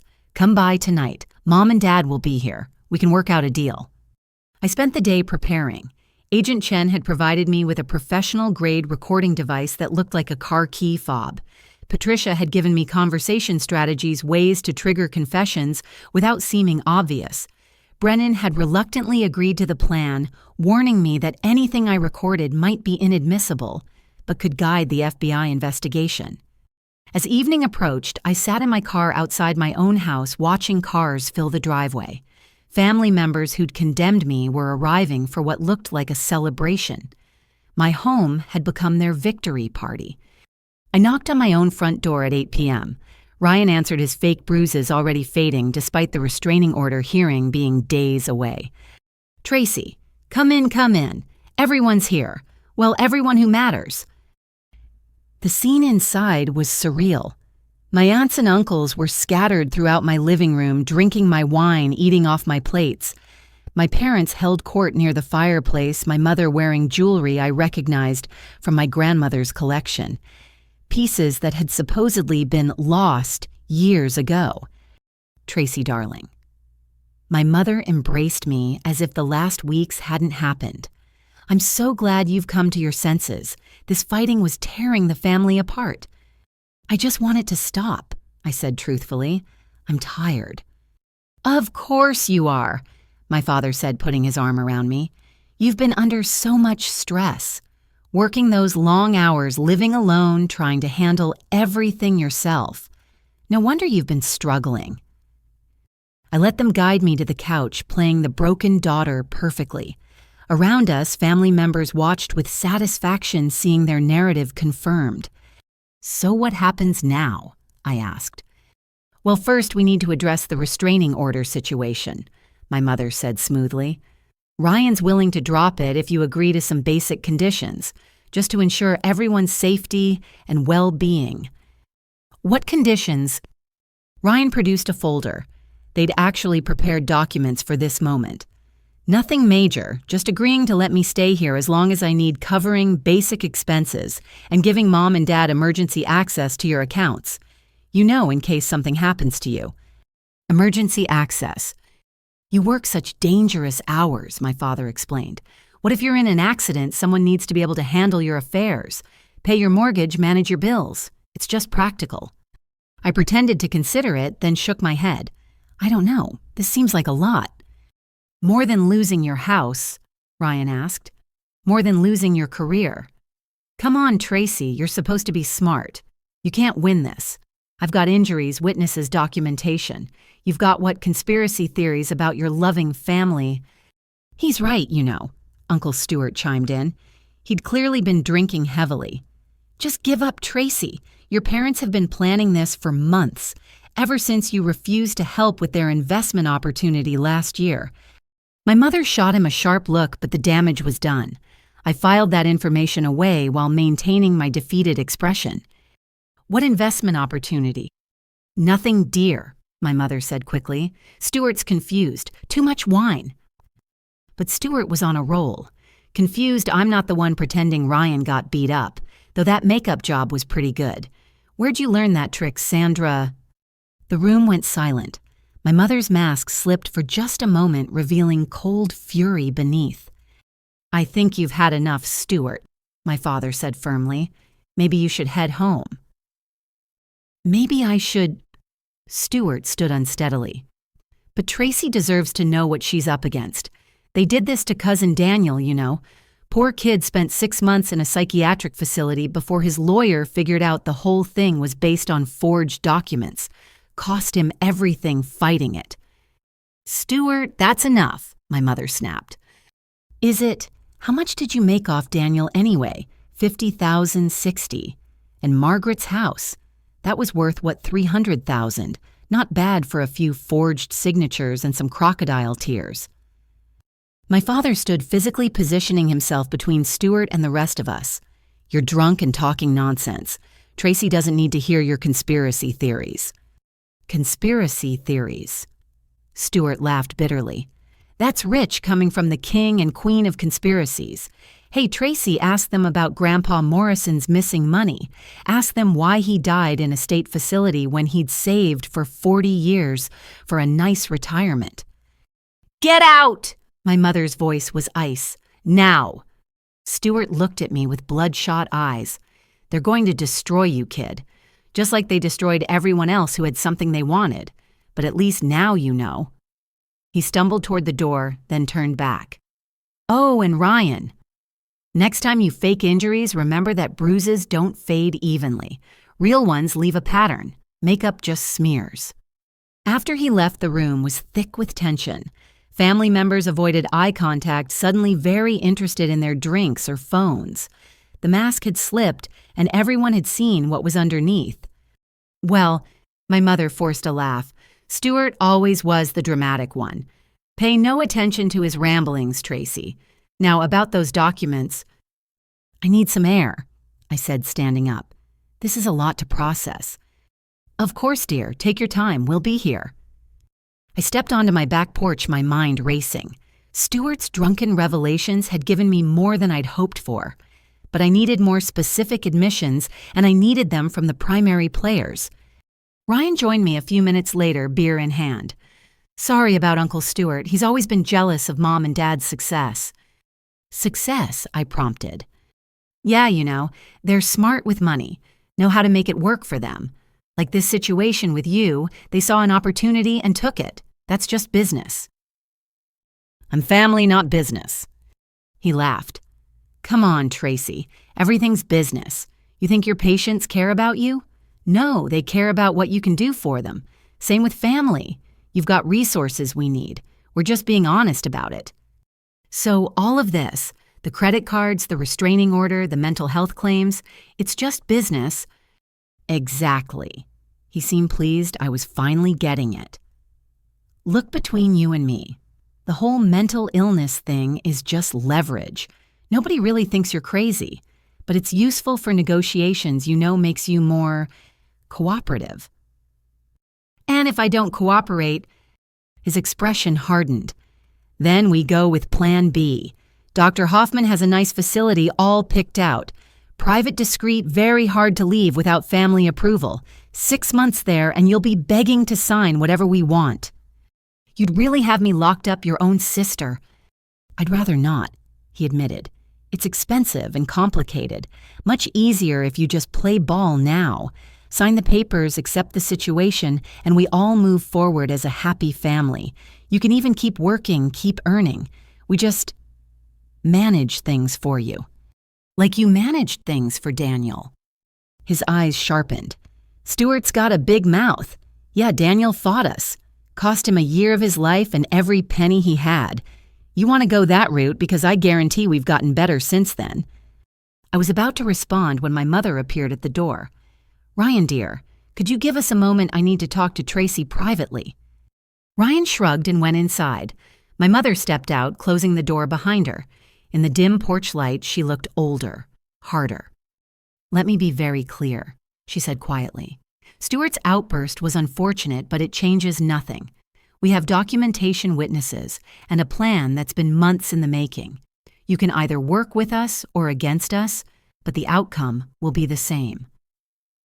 Why, I asked simply, why do this to your own daughter? For a moment, something flickered in her eyes, regret, pain, but it was gone instantly. Because you were never really ours, she said coldly. You were always Grandma Rose's favorite, always too good for us with your precious medical career. We gave you life, raised you, and what did we get? A daughter who looks down on us, who hoards her success while we struggle. I never looked down on you. I loved you. Love doesn't pay bills, Tracy. Love doesn't buy security. You have more than you need, and we're simply redistributing the family wealth more equitably. Your father and I won't be around forever. We deserve comfort in our golden years. Comfort built on destroying your children. Dramatic as always. We're not destroying anyone. We're just managing family resources. Daniel recovered, didn't he? Margaret found a smaller place. Everyone adapts. And the people who didn't recover, Grandpa, Morris, and Uncle Carl. Her face hardened completely. Careful, Tracy. You're treading on dangerous ground. The restraining order hearing is in 5 days. How that goes depends entirely on your cooperation.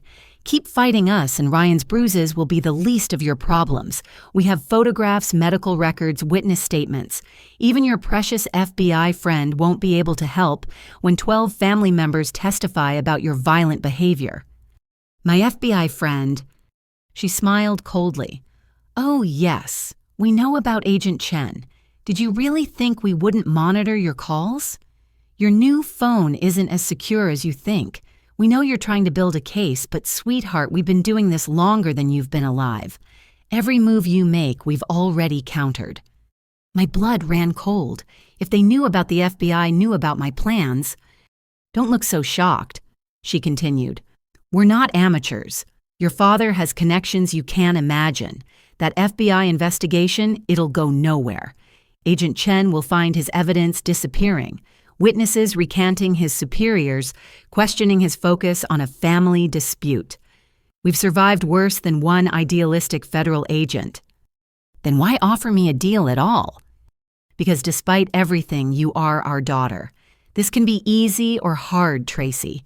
Easy means you sign the papers tonight, accept Ryan as a permanent resident, give us financial oversight, and continue your life with some reasonable restrictions.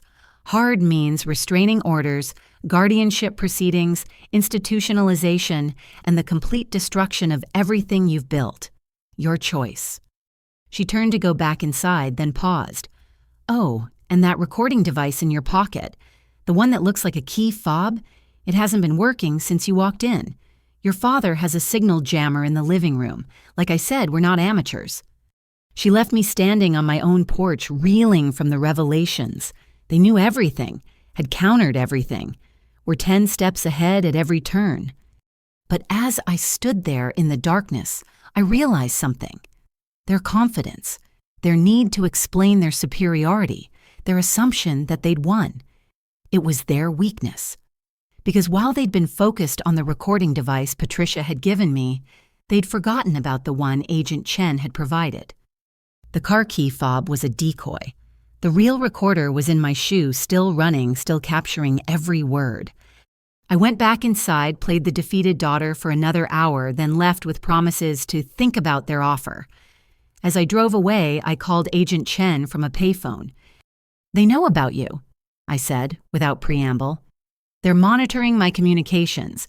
They have a signal jammer they knew about the recording device. Good, he said, surprising me. Let them think they're winning. Ms. Morrison, we've been investigating your parents for longer than 3 years. We know about their connections, their methods, their confidence. What they don't know is that Stuart isn't as drunk as he seemed tonight, and he's been wearing a wire for the last 6 months. The revelation hit me like lightning. Stuart's working with you. Your parents destroyed his retirement savings 5 years ago. He's been playing the bitter drunk ever since, staying close, gathering evidence. Tonight's outburst calculated to make them reveal more. And from what we heard, it worked perfectly. You heard, but the signal jammer blocked consumer-grade devices, not federal equipment. We have every word from tonight, including your mother's admissions and Ryan's threats about psychiatric facilities. Combined with the evidence Patricia's been providing and the testimony of previous victims, we have enough to move forward. So what happens now? Now we let them think they've won. The restraining order hearing will proceed as planned. Let them present their false evidence, commit perjury, dig themselves deeper. Because the moment that hearing ends, we'll be ready with federal warrants. Wire fraud, identity theft, conspiracy, elder abuse. Your parents are looking at 20 years minimum. Ryan's looking at 10 to 15. And my house, my job, my life will be restored. The restraining order will be vacated once they're arrested. The credit fraud will be prosecuted. Your suspension will be lifted once it's clear you were the victim, not the perpetrator. It won't be easy or quick, but you'll get your life back. I sat in my car processing everything. The game wasn't over. In fact, the real game was just beginning. My family thought they'd won, thought their experience and connections made them untouchable. They were about to learn that 30 years of getting away with crimes had made them comfortable, sloppy, overconfident, and that would be their downfall. As I drove back to the hotel, I allowed myself a small smile. They'd taken my house, my job, my family's trust, but they'd given me something more valuable, the evidence and allies needed to stop them permanently. The gathering had been their victory party. It would also be the last free celebration they'd ever have. The morning after the party, I woke to find 17 missed calls on my burner phone. Not from my family, but from a number I didn't recognize. The voicemails were increasingly frantic, all from the same woman. "Tracy, this is Janet Rodriguez. I'm Daniel's ex-wife. I heard what your family's doing to you. Please call me back. I have information you need." Daniel. The cousin Stuart had mentioned who'd been institutionalized. I called Patricia first. Janet's legitimate, Patricia confirmed. She tried to help Daniel fight your parents 6 years ago.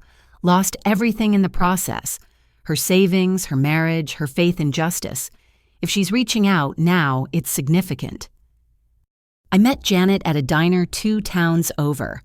She looked exhausted, worn down by years of fighting a battle she'd lost, but her eyes were sharp, determined. "I've been waiting for this," she said without preamble. Waiting for them to target someone who could actually fight back. When I heard about you, about what's happening, I knew it was time. She pulled out a tablet, swiping through documents. During Daniel's commitment, I hired a private investigator. Couldn't afford a good one, but he found things. Connections between your parents and Dr. Hoffman going back 15 years. Financial records showing payments to facility staff. Most importantly, this. She showed me a photograph of my parents at a banking conference 8 years ago. They were seated at a table with several other people, all smiling for the camera. So, look closer. That man on your father's left, Marcus Webb. He specializes in alternative financial instruments, fancy term for fraud. The woman next to your mother, Linda Garrison. She runs a company that creates synthetic identities for credit repair. These are their partners, Tracy. Your parents aren't just con artists. They're part of an organized network. My mind reeled. How big is this network? I don't know. My PI disappeared when he started digging deeper. Just vanished one day, left all his files behind. But I kept everything. When the FBI contacted me last month, I gave them copies. But Tracy, there's something else. Something that might help you immediately. She pulled out another document. Dr. Hoffman's psychiatric facility. It has a pattern. Patients admitted for family-related stress disorders who coincidentally sign over financial power of attorney within weeks of admission. At least 12 cases in the last decade, all referred by the same small group of doctors, all with family members who suddenly came into money after the commitment. So it's not just about me. It was never just about you. You're the latest target, but this is a business model. Identify family members with assets, create documentation of mental illness, institutionalize them, drain their resources. It's brilliant in its evil. Why didn't anyone stop them before? Janet's face darkened.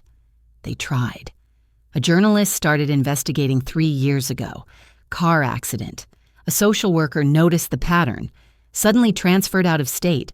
A judge questioned one of the commitments. Retired early after a scandal about bribes that was never proven but destroyed his reputation. These people don't just steal money, Tracy. They destroy anyone who threatens their operation. The weight of what I was facing hit me full force. This wasn't just my parents running a con. This was organized crime wrapped in family dysfunction. So why are you talking to me? Aren't you afraid? I've already lost everything. Janet said simply. Daniel never recovered. The medications they forced on him, the gaslighting, the months of being told he was crazy, it broke something in him. We divorced 2 years ago. He lives with his sister now, can barely function. Your parents didn't just steal his money, they stole his mind. I'm sorry. Don't be sorry, be angry, be smart, and be careful. I'm taking a risk meeting you, but Agent Chen promised protection if I testify. Are you recording this? I showed her the device in my shoe. She smiled grimly. Good. Then let me tell you what really happened to Daniel. Every detail I remember, every document I saved, every person who was involved. Because your restraining order hearing is in 4 days, and they're going to use the same playbook they used on him. But this time, we'll be ready. For the next 3 hours, Janet laid out the systematic destruction of her ex-husband, the falsified medical records showing paranoid behavior, The family members coached to provide specific testimony, the way Dr. Hoffman had interviewed Daniel for exactly 15 minutes before declaring him a danger to himself and others. The medications that made him confused, compliant, unable to fight back. The key was the family testimony, she explained. 12 relatives all saying the same things, using the same phrases.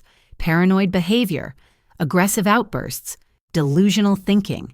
They'd even created incidents, family dinners where Daniel supposedly threatened people, conversations that never happened, violence that was pure fiction.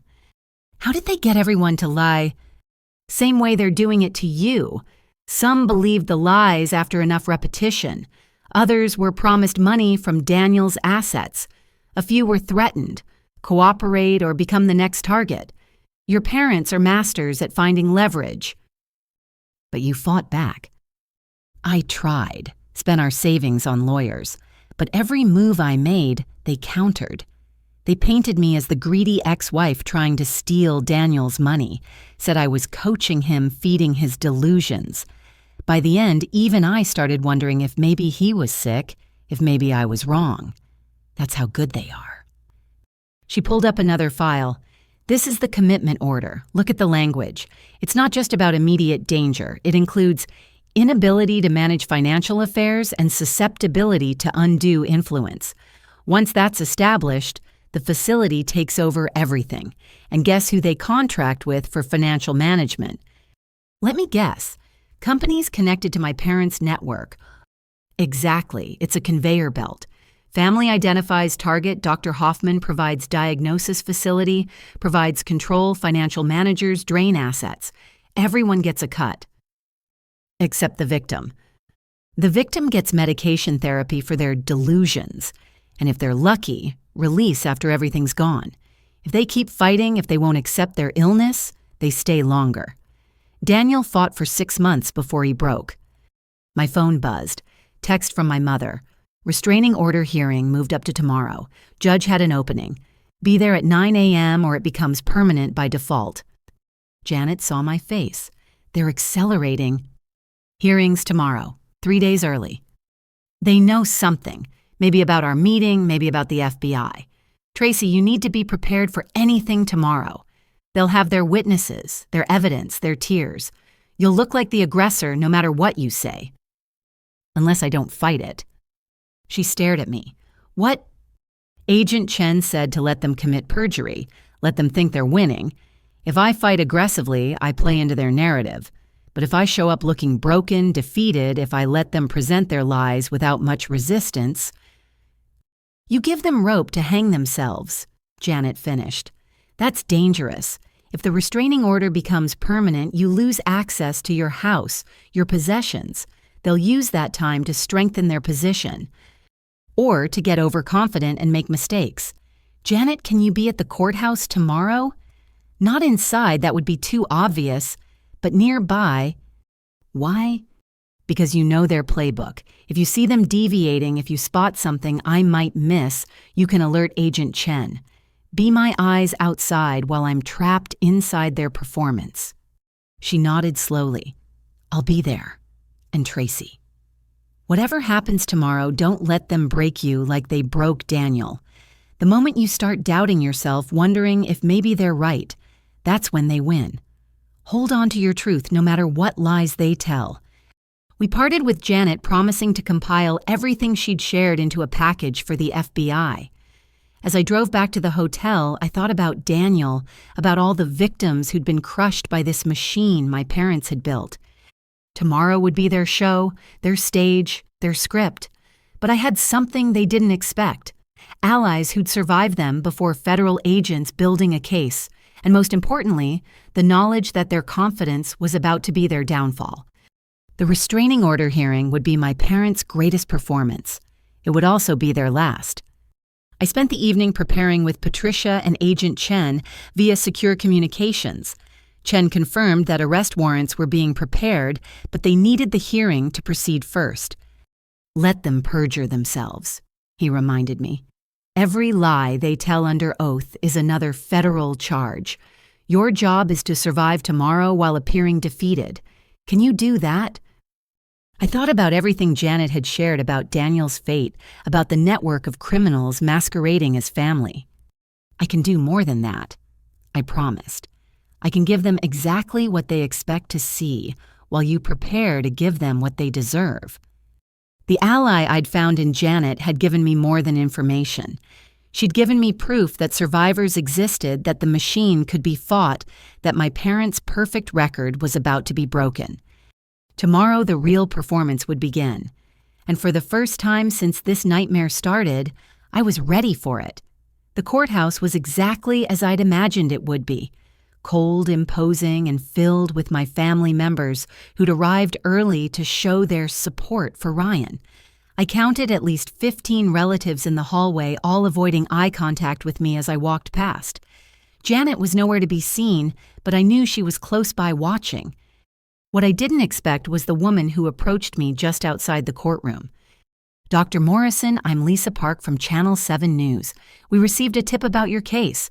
Care to comment on the allegations that you've been violent toward your family?" A camera appeared from nowhere, its red light blinking. My parents had called the media. Of course they had. Public humiliation was just another weapon in their arsenal. No comment. I managed pushing past her into the courtroom. Inside, the scene was carefully orchestrated.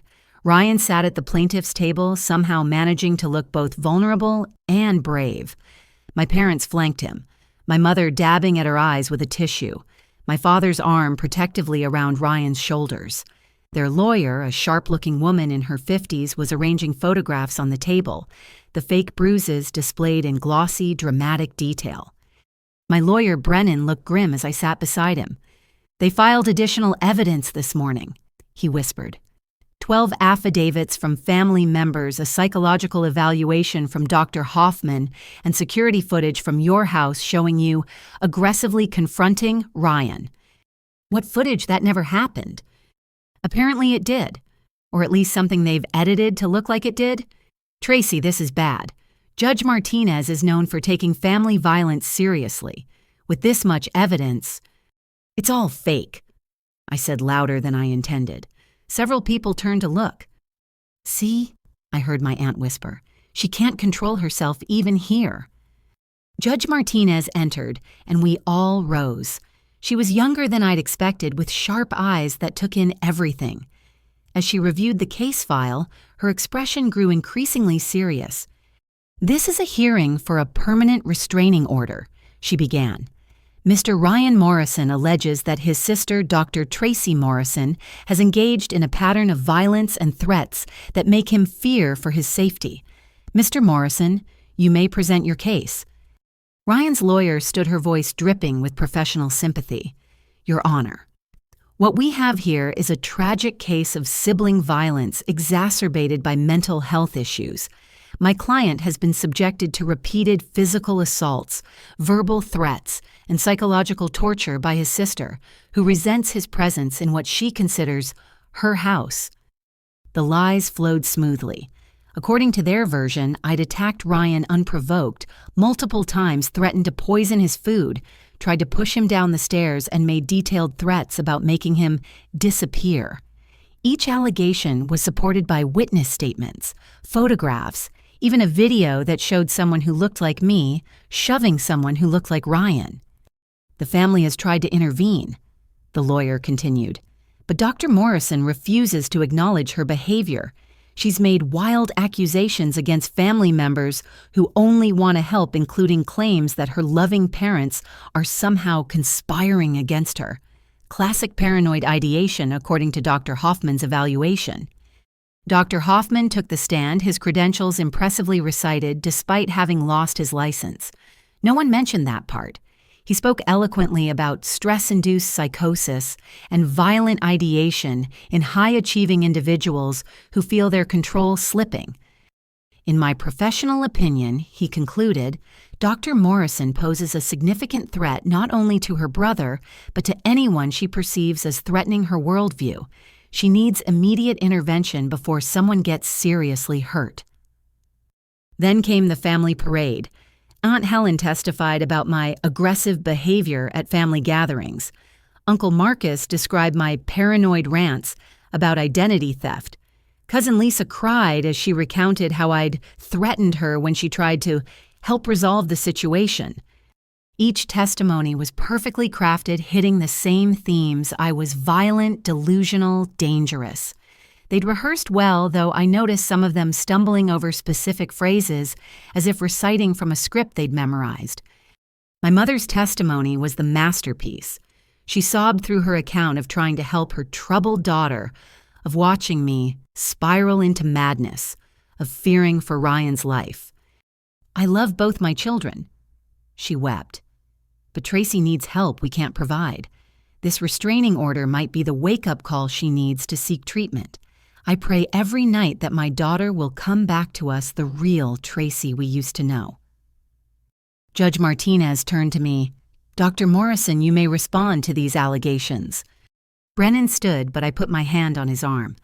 I'd like to speak for myself, Your Honor. He looked alarmed, but sat down. I stood slowly, feeling every eye in the room on me. Your Honor, I understand how this looks. My family has presented compelling evidence of violence and mental illness. Any reasonable person would be convinced. I certainly would be in your position. I saw surprise flicker across my parents' faces. This wasn't the aggressive denial they'd expected. But I ask you to consider one thing, I continued. If I were truly violent, truly dangerous, would my brother still be living in my house? Would my family gather around him in support while leaving me the allegedly mentally ill person to fend for myself? Where is their concern for my well-being if they genuinely believe I'm sick? Objection, Ryan's lawyer said. The respondent is deflecting from the evidence.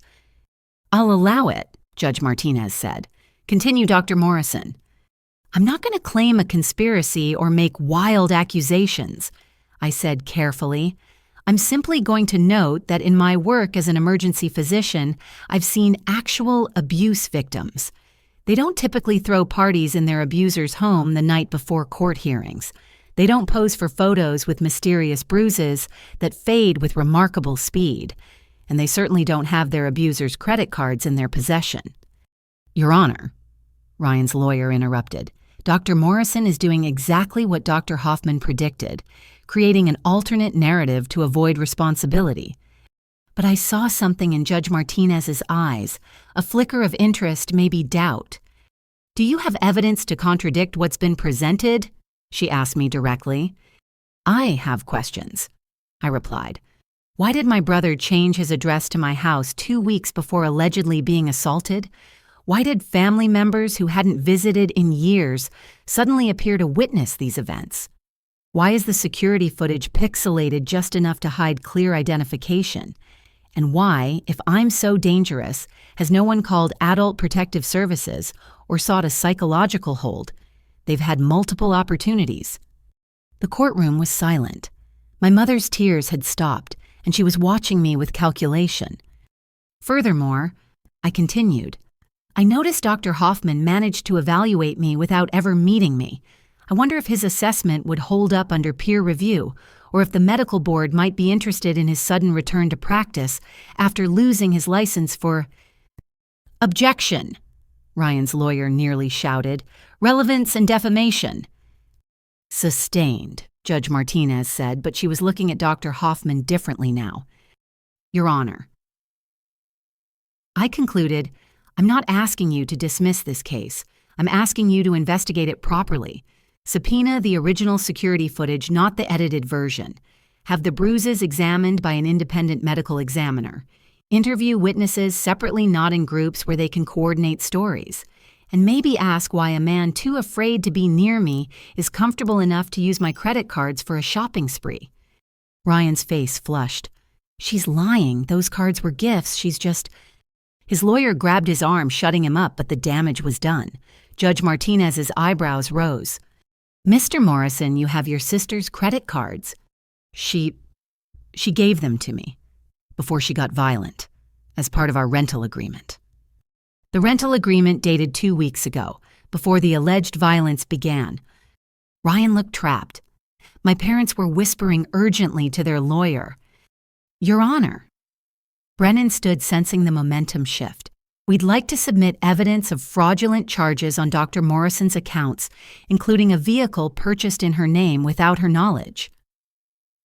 Objection. This isn't a fraud hearing. But it speaks to credibility and motive, Judge Martinez said slowly. I'll allow it. The next 30 minutes were beautiful chaos.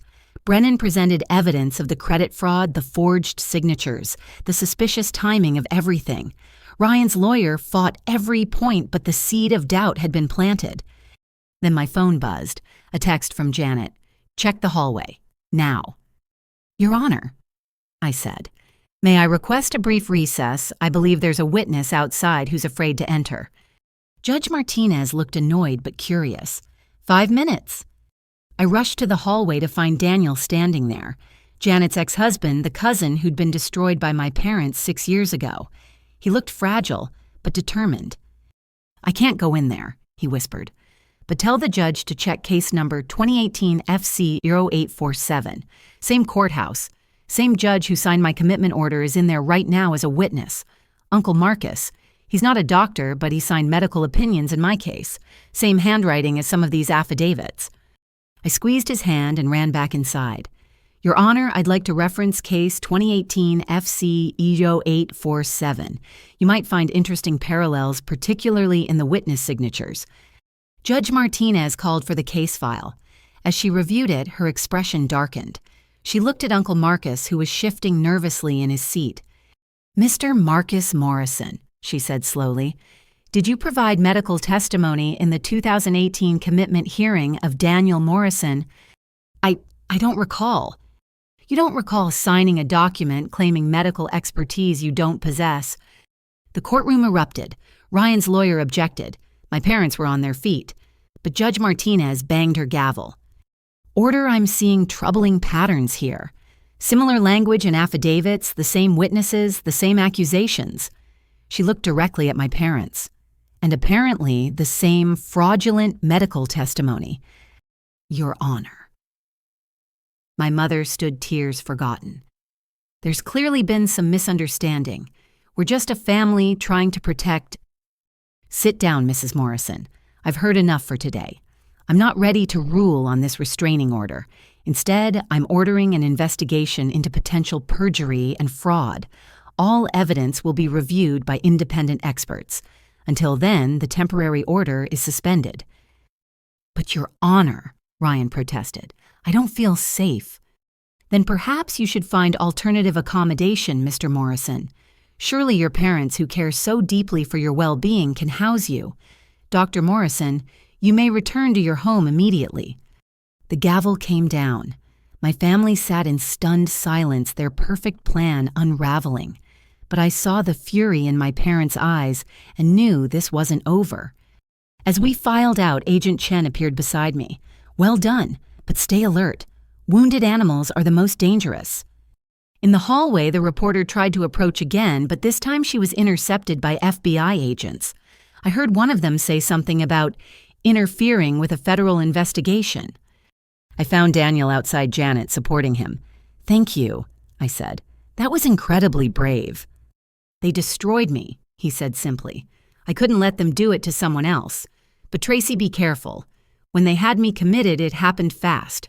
One day I was fighting them, the next I was sedated in a facility. Don't let your guard down. As I drove toward my house, for the first time in days I felt a mix of triumph and terror. I'd won this battle, but the war was far from over. My phone rang. Patricia. Brilliant work, she said. But they're regrouping. My contact at the courthouse says your parents just filed an emergency motion for adult guardianship, claiming the hearing proved your mental instability. They're judge shopping, looking for someone who doesn't know about today's fiasco. When does it end? When they're behind bars.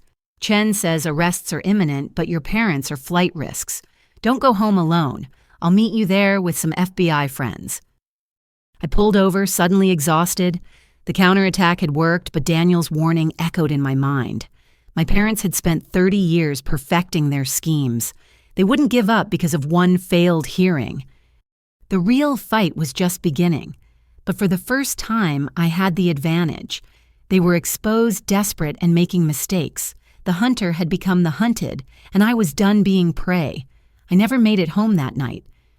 3 blocks from my house, Patricia called, her voice urgent. "Don't go home. They're there with a locksmith and moving trucks. Turn around now." I pulled into a parking lot, my heart sinking. "But the judge suspended the order. I can go home." They're claiming there was a clerical error, that the suspension doesn't take effect until tomorrow. It's bullshit, but they've got a notary there making it look official. Chen's sending units, but we need an emergency injunction. Can you get to Brennan's office? 20 minutes later, I was back in the now familiar conference room while Brennan worked his phone calling judges at home. It was past 8 p.m. and most weren't answering. "Found one," he finally said. "Judge Thompson will hear us in an hour. But Tracy, your parents filed their guardianship petition an hour ago. They're asking for an emergency psychiatric hold based on your erratic behavior at today's hearing." Erratic behavior? I was calm. I presented facts. "According to their filing, you made grandiose claims of conspiracy and displayed paranoid ideation inconsistent with reality. They have 17 family members ready to testify that you've become increasingly unstable." Patricia burst in, Agent Chen beside her. "We have a problem. Ryan's gone, and so is the BMW. Security footage from your house shows him loading boxes. Your personal documents, computers, anything valuable. Can't you stop him?" With what probable cause? Chen's frustration was evident. Officially, he's still a legal resident retrieving his belongings. The fact that those belongings are actually yours is a civil matter, until we can prove otherwise. "So he's robbing me while you watch." "We're documenting everything. Every item he takes is another charge. But right now, we need to focus on stopping this guardianship. If they get that nothing else matters." Judge Thompson agreed to see us at his home, an unusual move that spoke to Brennan's persuasive skills. The elderly judge listened patiently as we laid out the day's events and the emergency situation. "This is quite the family drama," he said finally. "But I've reviewed Judge Martinez's notes from today. She has serious concerns about fraud and perjury. Based on that, I'm granting an emergency injunction preventing any change to Dr. Morrison's property or status until a full investigation is complete." "Your Honor." Brennan pressed, "What about the guardianship petition?" "I'm issuing a stay on all proceedings related to Dr. Morrison pending investigation. No hearings, no evaluations, no emergency holds without my explicit approval. And I'm ordering the immediate return of any property removed from her residence." Relief flooded through me, but it was short-lived. As we left Judge Thompson's house, Chen's phone rang. His face darkened as he listened. "Your parents are at the airport," he said. "Private terminal. They've chartered a flight to Costa Rica." "Stop them." "We're trying, but our warrant isn't signed yet. Unless they're on a commercial flight, TSA has no authority, and private charter security is flexible." We raced to the airport, but by the time we arrived, the plane was taxiing. Through the terminal windows, I could see my parents settling into their seats, my mother raising a champagne glass in a mock toast toward the building. "They knew," Patricia said quietly. "They knew the walls were closing in." "What about Ryan?" "Still at your house, apparently. Seems your parents left him behind to take the fall." The betrayal was perfect in its cruelty. They'd used their son as a weapon, then abandoned him when things went wrong. We drove to my house to find chaos. Ryan was screaming at someone on the phone, standing amid boxes of my possessions. "What do you mean you're not coming back? You said, if I followed the plan." Mom. He saw us approaching with the police and his face crumbled. The confident con artist was gone, replaced by a man realizing he'd been played by his own parents. "They left me," he said, sounding bewildered. "Said they'd be right back, just needed to handle some banking. But they're gone, aren't they?" "Mr. Morrison," one of the officers stepped forward, "we have an injunction requiring you to return all property belonging to Dr. Morrison and vacate the premises immediately." "Return it? I can't return what I already sold. The jewelry, the electronics. Mom said it was my payment for playing along. Said Tracy had plenty more where that came from." Chen stepped forward. Mr. Morrison, you might want to remain silent until you have an attorney. Attorney with what money they took everything said they'd put my cut in an offshore account, but I can't access it. The passwords they gave me don't work. They played me just like we played Tracy. The irony was bitter. The golden child, the chosen accomplice, abandoned the moment he became a liability. As police photographed the scene and documented what was missing, Ryan sat on my couch, my violated stained couch, and began to talk.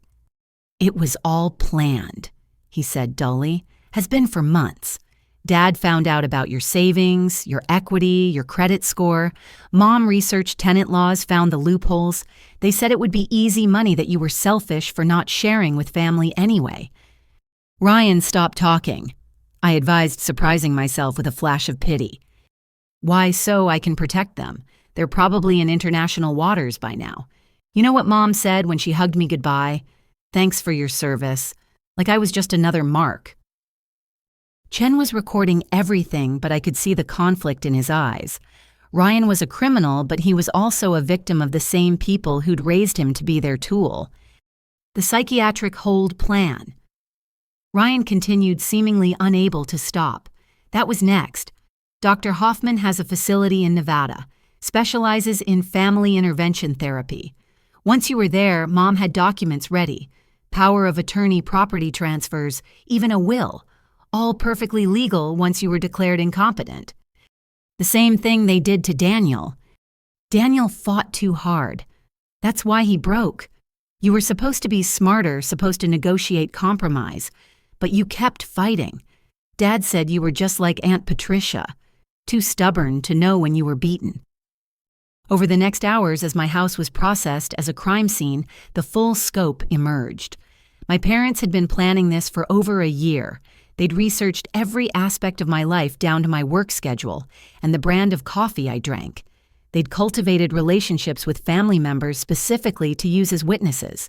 They'd even planted subtle suggestions about my stress and mood changes, months in advance, laying groundwork for the mental illness narrative. The FBI investigation, Ryan said at one point. They knew about it for weeks, had someone on the inside feeding them information. That's why they accelerated everything. The restraining order hearing was supposed to be their checkmate, but you turned it around, so they activated the backup plan. Take what they could and run. Inside source at the FBI, Chen's voice was sharp. Someone in records, not an agent, just admin staff. Paid them for updates on any investigations involving the family. Mom always said information was more valuable than money.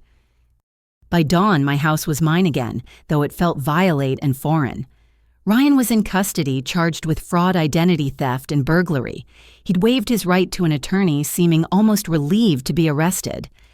At least in prison, I'll know where I stand, he said as they led him away. No more pretending to be family. Chen stayed behind after everyone left. Your parents will be caught, he assured me. Costa Rica has an extradition treaty. It might take time, but they'll face justice. And everyone they've hurt over the years, we're reaching out to all known victims. With Ryan's testimony and the evidence we've gathered, we can build cases going back 20 years. Your parents were meticulous record keepers. They documented every scam, probably for tax purposes, if you can believe it. Those records will be their downfall. Patricia arrived as Chen left, bringing coffee and industrial-strength cleaning supplies. We're going to reclaim this space, she said firmly. Every inch of it.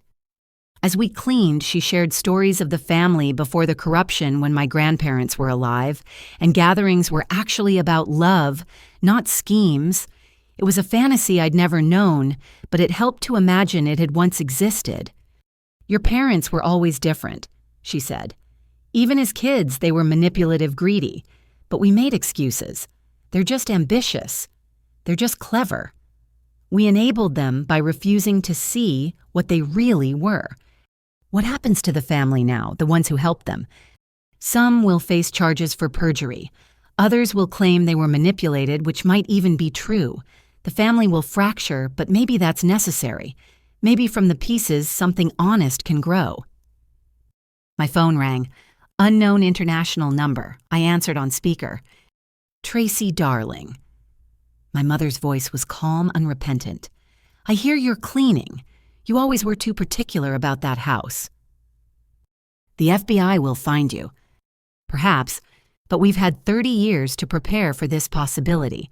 Did you know there are countries with no extradition treaties that are quite lovely this time of year? You left Ryan. A pause. Ryan made his choices. He was getting sloppy careless. The alcohol, the bragging. He was becoming a liability, better a clean break. He's your son. He's a disappointment. You, though, you were magnificent. The way you turned that hearing around, I was genuinely proud. You're definitely our daughter. I'm nothing like you. Aren't you? You fought dirty when cornered. You manipulated the judge, played on emotions, twisted facts to your advantage. You survived because you have our instincts, our intelligence. The only difference is you waste those gifts on helping strangers instead of family. Those strangers are my patients. I save lives. You postponed death. We secured futures, which has more lasting impact. I couldn't believe I was having a philosophical debate with my fugitive mother. You destroyed lives. Daniel, Margaret, dozens of others. We redistributed assets from those who couldn't protect them to those who could use them better. Natural selection, financially speaking. But I didn't call to debate ethics, darling. I called to warn you. My blood chilled. Warn me. Dr. Hoffman is upset about his facility losing a patient. He has friends who are equally upset about lost revenue. We're beyond their reach now, but you're not. Watch your back, Tracy. The family business has more branches than you know. The line went dead. Chen, who'd returned when he saw the international call coming in, was already on his phone tracing it. Empty threat, Patricia asked hopefully. Maybe, but we're not taking chances. Tracy, I'm assigning protection until we can investigate these other connections. I looked around my damaged, emptied home at the few possessions Ryan hadn't managed to sell or steal. 6 weeks ago, I'd had a career, a family, a life I thought I understood. Now I had the truth. Ugly, painful, but mine. Let them come, I said, surprising myself with my calm. I'm done running from my family's shadows.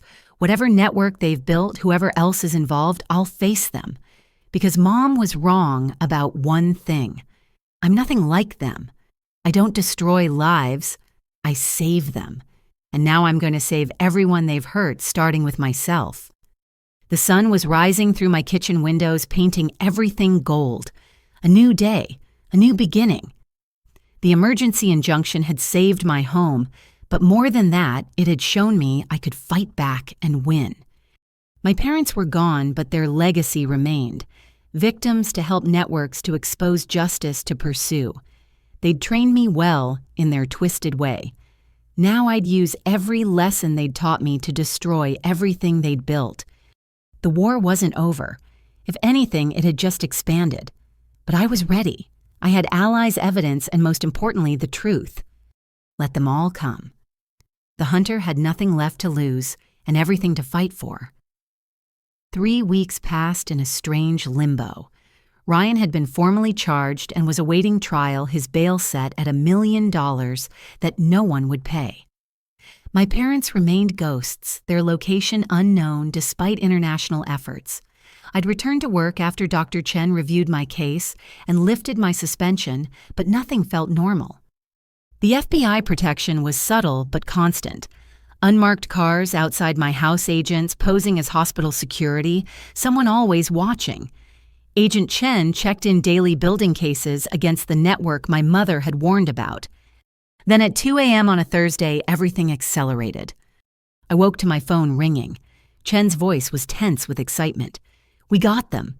Mexican authorities arrested your parents an hour ago in Guadalajara. They were using fake passports, but someone recognized them from our alerts. Mexico, I thought they went to Costa Rica. Misdirection. They flew to Costa Rica, then immediately chartered another flight to Mexico. They've been hiding in a compound owned by one of their network associates. But here's the interesting part. They weren't alone. We've identified 6 other people wanted for various financial crimes. Looks like your parents were trying to set up a new operation. Of course they were. I felt nothing. No relief, no satisfaction, just emptiness. What happens now? Extradition will take a few days. They'll be transferred to federal custody arraigned here. Tracy, when they arrive, they'll likely try to contact you. They'll want to make a deal. No deals. That's not your call. If they have information about the larger network, the prosecutor might offer reduced sentences. I wanted you to be prepared. I hung up and couldn't get back to sleep. Instead, I made coffee and sat in my kitchen thinking about the last conversation with my mother. Her complete lack of remorse, her twisted pride in my survival. Would prison change that, or would she see it as just another challenge to overcome? The news broke at 6 a.m. Fugitive couple arrested in Mexico ran across the morning shows, their photos displayed like modern-day Bonnie and Clyde.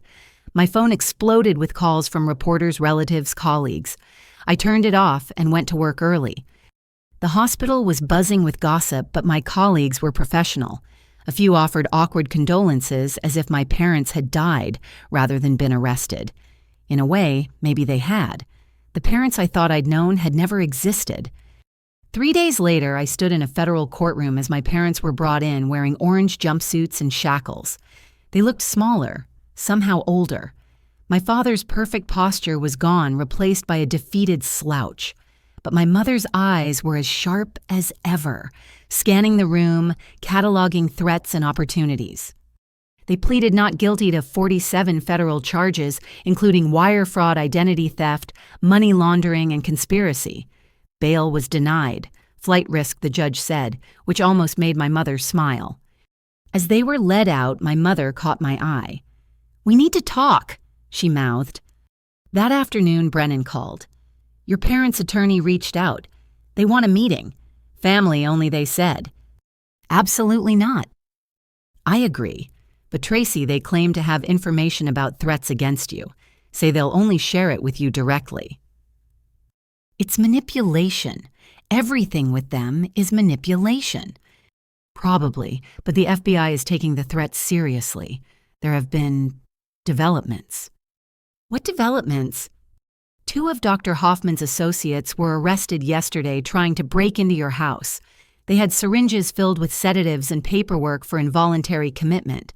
Seems they plan to take you to Nevada regardless of legal authority. My blood ran cold. They were going to kidnap me. That's one word for it. The FBI thinks someone in the network ordered it. Revenge for disrupting their operation. Your parents might know who. 2 hours later, against every instinct, I sat in a federal detention center interview room. My parents were brought in separately. Standard procedure to prevent coordination. I'd see my mother first. She sat across from me, hands folded calmly despite the cuffs. "Hello, darling. You look tired." "What do you want?" "To protect you, believe it or not. What we built, it's bigger than you realized. People are angry about the disruption. They blame you. People you brought into my life? True. But that doesn't change the current danger. There's a man, Vincent Caruso. He runs the West Coast operation. Hoffman was just middle management. Caruso lost millions when the Nevada facility was raided after Ryan's arrest. He holds grudges. And you're telling me this, why? Because despite everything, you're my daughter. I brought you into this world. I won't let Caruso take you out of it. How touching. What do you want in exchange? She smiled, the first genuine expression I'd seen. You know me so well.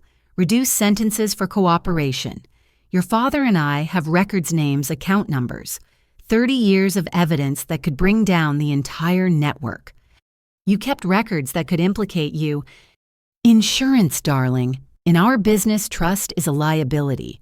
We documented everything in case our partners ever turned on us. Ironic that it's useful now. I won't advocate for you. You destroyed lives. We destroyed no one who wasn't complicit in their own downfall. Greed made them vulnerable. We just exploited existing character flaws. Daniel wasn't greedy, he just trusted family. Something flickered in her eyes. Regret. Daniel was collateral damage. I'm not proud of that. He fought harder than anticipated, required stronger measures. It was messy. Messy, you destroyed his mind. And I'm offering to prevent the same happening to you. Caruso has judges, doctors, police in his pocket. Your FBI protection won't last forever, but I can give them enough to dismantle his operation entirely. In exchange for what? A slap on the wrist? 20 years instead of life. Your father and I would be in our 80s when released, hardly a slap on the wrist. I stared at this woman who'd given birth to me, raised me, and then tried to destroy me. Did you ever love me? Either of us? Love. She considered the word like a foreign concept. I was proud of you. You exceeded expectations. But love is vulnerability, and we couldn't afford that. Though I suppose in the end you were our vulnerability anyway. We should have stuck to strangers. That's not love, that's regret over a failed investment. Perhaps, but it's all I have to offer. That and information that could save your life. The guard indicated time was up. As she stood, she paused. You asked if I ever loved you. Ask yourself this. Why did I call to warn you about Caruso? Why am I offering information now? Maybe I don't understand love the way you do, but I understand protection. You're my blood. That means something even to monsters like us. She was led away and my father was brought in. He looked worse than her jail already breaking him down. His hands shook as he sat. Tracy, his voice cracked. I'm sorry. No, you're not. I am. Not for what we did. That was just business. But for involving you and Ryan. That was miscalculated. Miscalculated? You tried to have me institutionalized. Your mother's idea. I wanted a simpler approach. Just the identity theft, some financial pressure. But she said you were too smart, would figure it out eventually. Better to be thorough, she said. She was usually right about these things. Usually? Clearly not this time. We underestimated you. Or maybe we trained you too well. Either way, we lost. You lost everything. Your freedom, your money, your family. The family was lost long ago, he said quietly. The moment we chose the first mark over honest work, everything after was just momentum.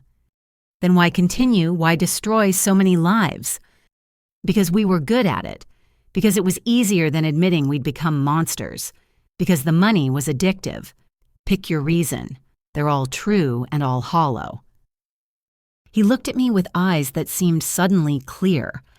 Your mother will give you names, numbers, details. Take them. Use them. Destroy what we built.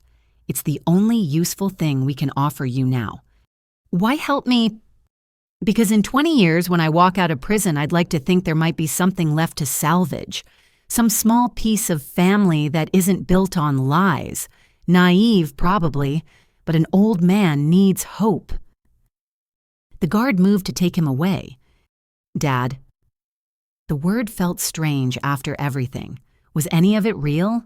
Any memory, any moment when we were just family? He paused at the door.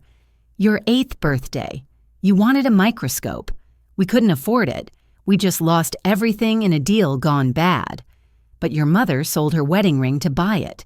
You spent all day looking at pond water, telling us about the tiny worlds you'd discovered. For that day, we forgot about schemes and marks. We were just parents watching their daughter discover her calling. His voice broke. That was real. Then he was gone, leaving me with a memory I'd treasured now tainted by context. Even their love when it existed was transactional. A wedding ring for a birthday gift, a moment of normalcy paid for by pawned symbols of connection. Over the next days, my parents made good on their promises. They provided notebooks full of names, dates, financial records. The FBI had to assign an entire task force just to process the information. Caruso's network began falling like dominoes. Arrests in 6 states, frozen accounts in 12 countries, victims coming forward by the dozens. My mother was right about one thing: what they'd built was massive. A multi-generational con game that had stolen millions, destroyed hundreds of lives, corrupted entire institutions. And at the center of it all, my parents. the architects of misery who'd raised their children as accomplices. Ryan agreed to testify in exchange for a reduced sentence. During his deposition, he revealed something that shouldn't have surprised me, but did. "There was supposed to be another one," he said. "Another kid, I mean, between Tracy and me. Mom said the pregnancy was inconvenient, interfered with a long con they were running, so she took care of it. Said children were bad investments unless they could contribute to the business. Another ghost in our family's haunted history, a sibling who never existed because they couldn't be monetized. The trials would take months, maybe years. The network was fighting back with expensive lawyers and legal challenges, but the evidence was overwhelming, the testimonies damning. One by one, they would fall. I was in court when my parents were sentenced, 25 years each with possibility of parole in 20. They took it calmly as if they'd simply lost a business negotiation. As they were led away, my mother turned one last time. "Take care of yourself, darling," she said. "You're the only success we ever really had." I wanted to hate her for that, for trying to claim credit for who I'd become despite them. But I was too tired for hate. They were just two more criminals heading to prison, their empire in ruins, their family destroyed. Outside the courthouse, reporters shouted questions. Patricia stood beside me, Agent Chen, on the other side. "How does it feel to see your parents sentenced?" One called out. I thought about lying, giving them the soundbite they wanted about justice and closure. But I was done with lies. "It feels like nothing," I said honestly. "They're strangers who happened to raise me. Their sentence doesn't give back what they stole from their victims. It doesn't repair the damage they did. It just stops them from doing more." "Will you visit them?" "No, they made their choices. I've made mine. My life moves forward without them."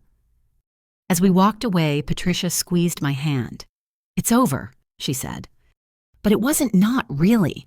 There would be more trials, more revelations. Victims would need help rebuilding their lives. The corruption my parents had sown would take years to fully uproot. And somewhere in federal prison, two people who'd created me would spend decades contemplating their choices, probably still convinced they were just better at the game than everyone else. I returned to work, to my real family at the hospital, where we fought death, not each other. Where success meant saving lives, not stealing them. Where trust was earned and freely given, not a weakness to exploit. My parents had taught me many things: how to read people, how to survive betrayal, how to fight when cornered. But the most important thing they'd taught me was what not to become. In trying to make me like them, they'd created their opposite. Someone who knew exactly how much damage the wrong choices could do. Their arrest was just a chapter closing. My story, the one I was writing for myself, was just beginning. The call came 6 months after my parents' sentencing. Prosecutor Sarah Winters, a woman who'd become oddly familiar through countless preparation sessions, sounded unusually tense. "Tracy, we have a problem. Your parents' lawyers filed a motion claiming ineffective counsel. They're trying to overturn their plea deals." I set down my coffee, the morning suddenly colder. "On what grounds?" "They claim their original attorneys didn't properly inform them of the implications of their cooperation, that they were coerced by the threat of life sentences. It's bullshit, but Judge Hartley is actually considering it." "They can't be serious." "Oh, it gets better. They've hired new counsel, Richard Dalton." The name hit like a punch. Dalton was infamous, a legal shark who specialized in getting convictions overturned on technicalities. He'd freed murderers, rapists, and countless white-collar criminals through legal manipulation. How can they afford Dalton? That's the million-dollar question. Literally, someone's funding this, and we need to know who. Can you come in this afternoon? The federal building had become too familiar over the months. I knew which elevator made grinding noises, which security guard had a new grandchild, which vending machine actually worked. It was a bizarre domesticity, born of trauma. Sarah's office was chaos. Boxes of evidence, whiteboards covered in connecting lines like conspiracy theorist decorations. She looked exhausted. "Dalton filed 18 motions this morning," she explained, challenging evidence, demanding new hearings, claiming prosecutorial misconduct. He's throwing everything at the wall. But my parents confessed. They provided evidence. How can he challenge that? He's arguing they were under duress, that I threatened them with manufactured charges if they didn't cooperate, that their original lawyers were incompetent for not challenging the evidence properly. That's insane. That's Dalton. He doesn't need to be right, just create enough doubt for an appeal. And Tracy, there's something else. He subpoenaed you. For what? As a witness. He's claiming you were part of a conspiracy to frame your parents, that you worked with the FBI to manufacture evidence. He wants to put you on the stand and tear you apart. I felt the walls closing in again, that familiar suffocation of being trapped in my family's web. Can he do that? He can try. We'll fight it. But Tracy, I need to be honest. If this goes to trial, it'll be brutal. Dalton will dig into every aspect of your life, twist every action you took to protect yourself into evidence of conspiracy. He'll paint you as the villain and your parents as victims. So what do? We figure out who's funding this and why. Your parents burned a lot of bridges, but someone with deep pockets wants them free. Any ideas? I thought about the network the names my parents had provided. Most were arrested or under investigation, but Caruso. Vincent Caruso. He was the West Coast head, lost millions when the operation collapsed. Caruso's in federal prison, life without parole. But his organization isn't. My mother warned me he held grudges, had resources. What if he's funding this to get my parents out so they can rebuild? Sarah made a note. It's possible. Or someone else from the network who escaped our net. I'll have the FBI's Financial Crimes Unit trace Dalton's retainer. In the meantime, we need to prepare for the worst. The next weeks were a blur of preparation. I met with Sarah daily, reviewing every interaction with my parents, every piece of evidence, every decision I'd made during those horrible months.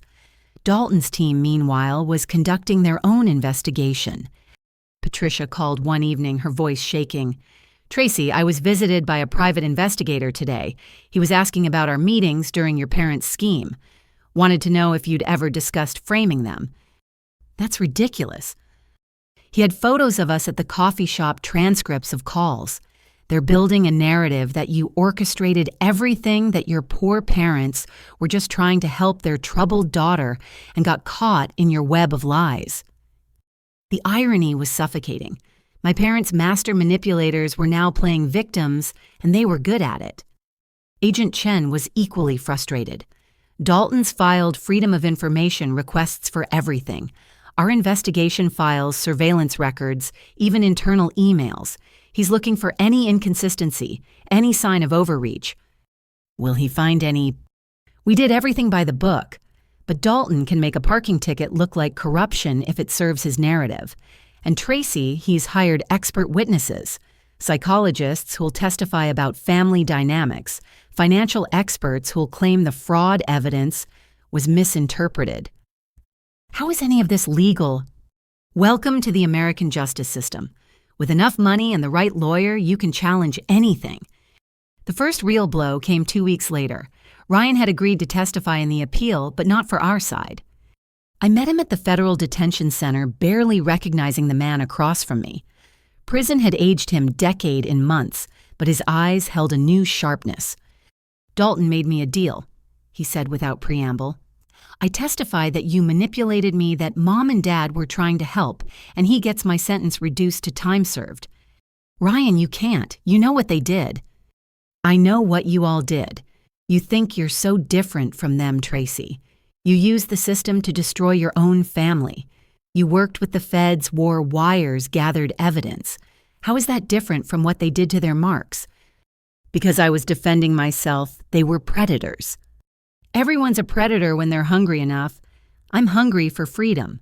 Dalton says I can be out in 6 months if I play ball. And then what? Where will you go? What will you do? Caruso's people have offered me work. Real work, not the penny ante stuff Mom and Dad did.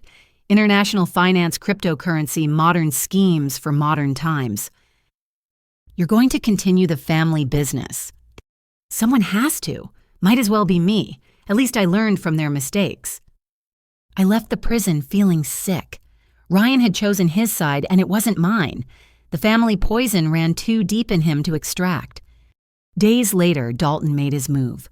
A press conference on the federal courthouse steps my parents flanking him in their prison uniforms, looking frail and victimized. My clients are victims of a vindictive daughter who used law enforcement connections to destroy her own family. Dalton announced to the gathered media. Tracy Morrison, angry about family financial disputes, orchestrated an elaborate frame-up that would make Hollywood jealous. We have evidence of her mental instability, her manipulation of witnesses, her conspiracy with federal agents who were all too eager to close a high-profile case. Reporters shouted questions, but Dalton wasn't done. We'll prove that every piece of evidence against my clients was either fabricated or obtained illegally. That confessions were coerced through threats against their children, that Tracy Morrison is the real criminal here, and her parents are simply scapegoats for her own financial crimes. Watching on the news, I threw my remote at the wall. The crack it left seemed appropriate. Another scar from my family's endless capacity for destruction. Sarah called immediately. Don't watch anymore, don't read the comments, don't engage. He's lying, every word is a lie. I know, but he's creating reasonable doubt in the public mind. That's all he needs. Tracy, I hate to ask, but we need to accelerate our preparation.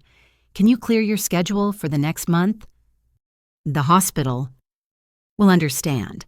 This is your life we're fighting for. If Dalton succeeds, if your parents are freed and the convictions overturned, you could face charges yourself. Conspiracy, fraud, false imprisonment. He's not just trying to free them, he's trying to destroy you. The next month was legal boot camp. Sarah's team drilled me relentlessly, preparing for every possible attack Dalton might launch. They brought in their own experts, psychologists to testify about manipulation and gaslighting financial analysts to verify the fraud former victims of my parents, ready to share their stories. But Dalton had his own arsenal. He'd found family members who'd benefited from my parents' schemes, ready to testify they were generous, loving people. He'd hired experts who'd claim the financial transactions were legitimate business dealings. Most damaging, he'd gotten sealed juvenile records that painted me as a troubled teen. Records I didn't even know existed. When you were 15, you were arrested for shoplifting. Sarah showed me the file. Charges were dropped, but the arrest record exists. That wasn't, yes, but the memory flooded back. My parents had sent me into a store to steal electronics while they created a distraction. When I was caught, they'd acted shocked, disappointed. My parents made me do it. It was part of a scheme. Can you prove that? Of course not. I was 15. I didn't know to gather evidence against my own parents. Then Dalton will use it to show a pattern of criminal behavior that predates any alleged abuse. He'll claim you learned to steal from them, then turn those skills against them. Every day brought new revelations, new twists of truth into lies. Dalton was a master at reframing reality, taking facts and spinning them into an alternate narrative where my parents were heroes and I was the villain. Patricia, bless her, tried to help by gathering support from other family members who'd seen through my parents. But many were too scared to testify, fearing they'd become targets. Others had made peace with their losses and didn't want to relive the trauma. They're going to win. I said one night, exhausted after another brutal prep session. They're actually going to get away with it. No, Sarah said firmly. They're good, but we have truth on our side. Truth doesn't seem to matter. It matters. It always matters. We just have to present it clearly enough that even Dalton's smoke and mirrors can't obscure it. But as the hearing date approached, I wondered if she was right. My parents had spent their lives perfecting the art of deception. Now they had one of the best legal minds in the country, wielding those skills for them. And all I had was the truth. Messy, complicated, painful truth that was so much less compelling than their carefully crafted lies. The war for my life had entered its final phase, and I wasn't sure I was strong enough to win it. But I had no choice but to try. Because if my parents succeeded, if they walked free and I was painted as the criminal, it would be more than my life destroyed. It would validate every scam they'd ever run, every life they'd ruined. It would prove that with enough skill and the right lawyer, anyone could rewrite reality. I couldn't let that happen. Not to their other victims, not to future Marks, and not to myself. The trial of the century, as the media was calling it, was about to begin, and I was both the key witness and the real defendant. The federal courthouse had never felt more imposing than on the morning the hearing began. Media vans lined the street, reporters thrust microphones at anyone who might be connected to the case. I entered through a side door flanked by FBI agents, feeling like a criminal, despite being the victim. Inside, the courtroom was packed. I saw familiar faces from the past months, other victims of my parents' family members whose loyalties remained unclear, and in the front row, perfectly positioned for the cameras, Richard Dalton. He was younger than I'd expected, handsome in that predatory way successful lawyers often are. When our eyes met, he smiled like we were old friends sharing a private joke. I looked away, finding my seat behind the prosecution table. My parents entered in chains, but Dalton had worked his magic even there. They wore ill-fitting clothes that made them look frail, their hair unkempt, faces gaunt. My mother had somehow acquired reading glasses that aged her 10 years. My father walked with a slight limp I'd never seen before. The transformation was remarkable, from predators to prey in appearance. Judge Hartley, a stern woman in her 60s, brought the court to order. We're here to consider the motion to vacate the plea agreements of Sandra and Robert Morrison based on claims of ineffective counsel and prosecutorial misconduct. Mr. Dalton, you may begin. What followed was a masterclass in legal manipulation. Dalton painted a picture of two elderly parents confused and frightened, railroaded by an overzealous prosecution in league with their vindictive daughter. Every piece of evidence was reframed, every confession explained away. My clients were threatened, Dalton stated, pacing before the judge, told that if they didn't cooperate, they'd die in prison, that their son would face additional charges, that their daughter, despite being the architect of their downfall, would ensure they never saw freedom again. Objection! Sarah stood. There's no evidence of any threats. I have sworn affidavits from my clients detailing the coercion they faced, but more importantly, Your Honor. I have evidence that the primary witness against them, their own daughter, orchestrated this entire situation for financial gain. He produced documents with a flourish. Bank records showing Tracy Morrison was in significant debt from medical school, credit reports indicating financial stress, and then, miraculously, after her parents' arrest and the seizure of their assets, applications for loans citing expected inheritance as collateral. I wanted to scream.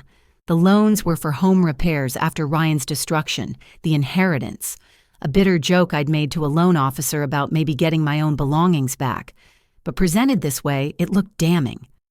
Furthermore, Dalton continued, we have testimony from Ryan Morrison that his sister coached him on what to say to authorities, promising him leniency if he implicated their parents.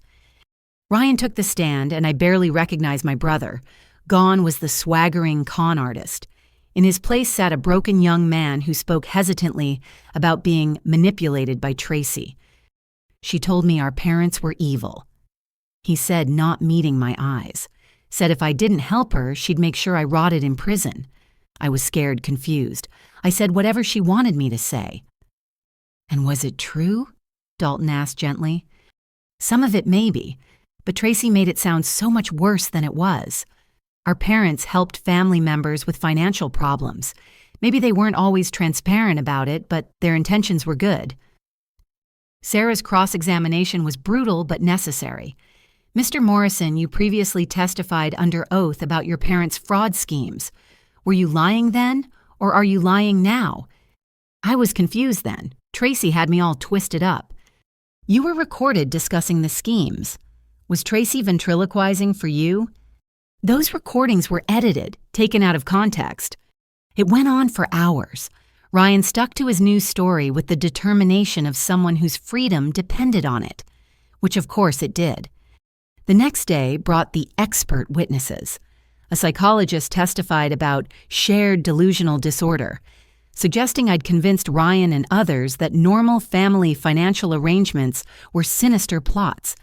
A financial analyst claimed the fraud evidence showed unconventional but not illegal money management.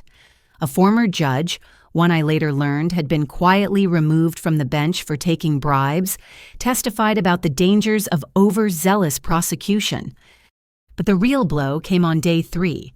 Dalton called a surprise witness, Dr. Patricia Chen, my former supervisor.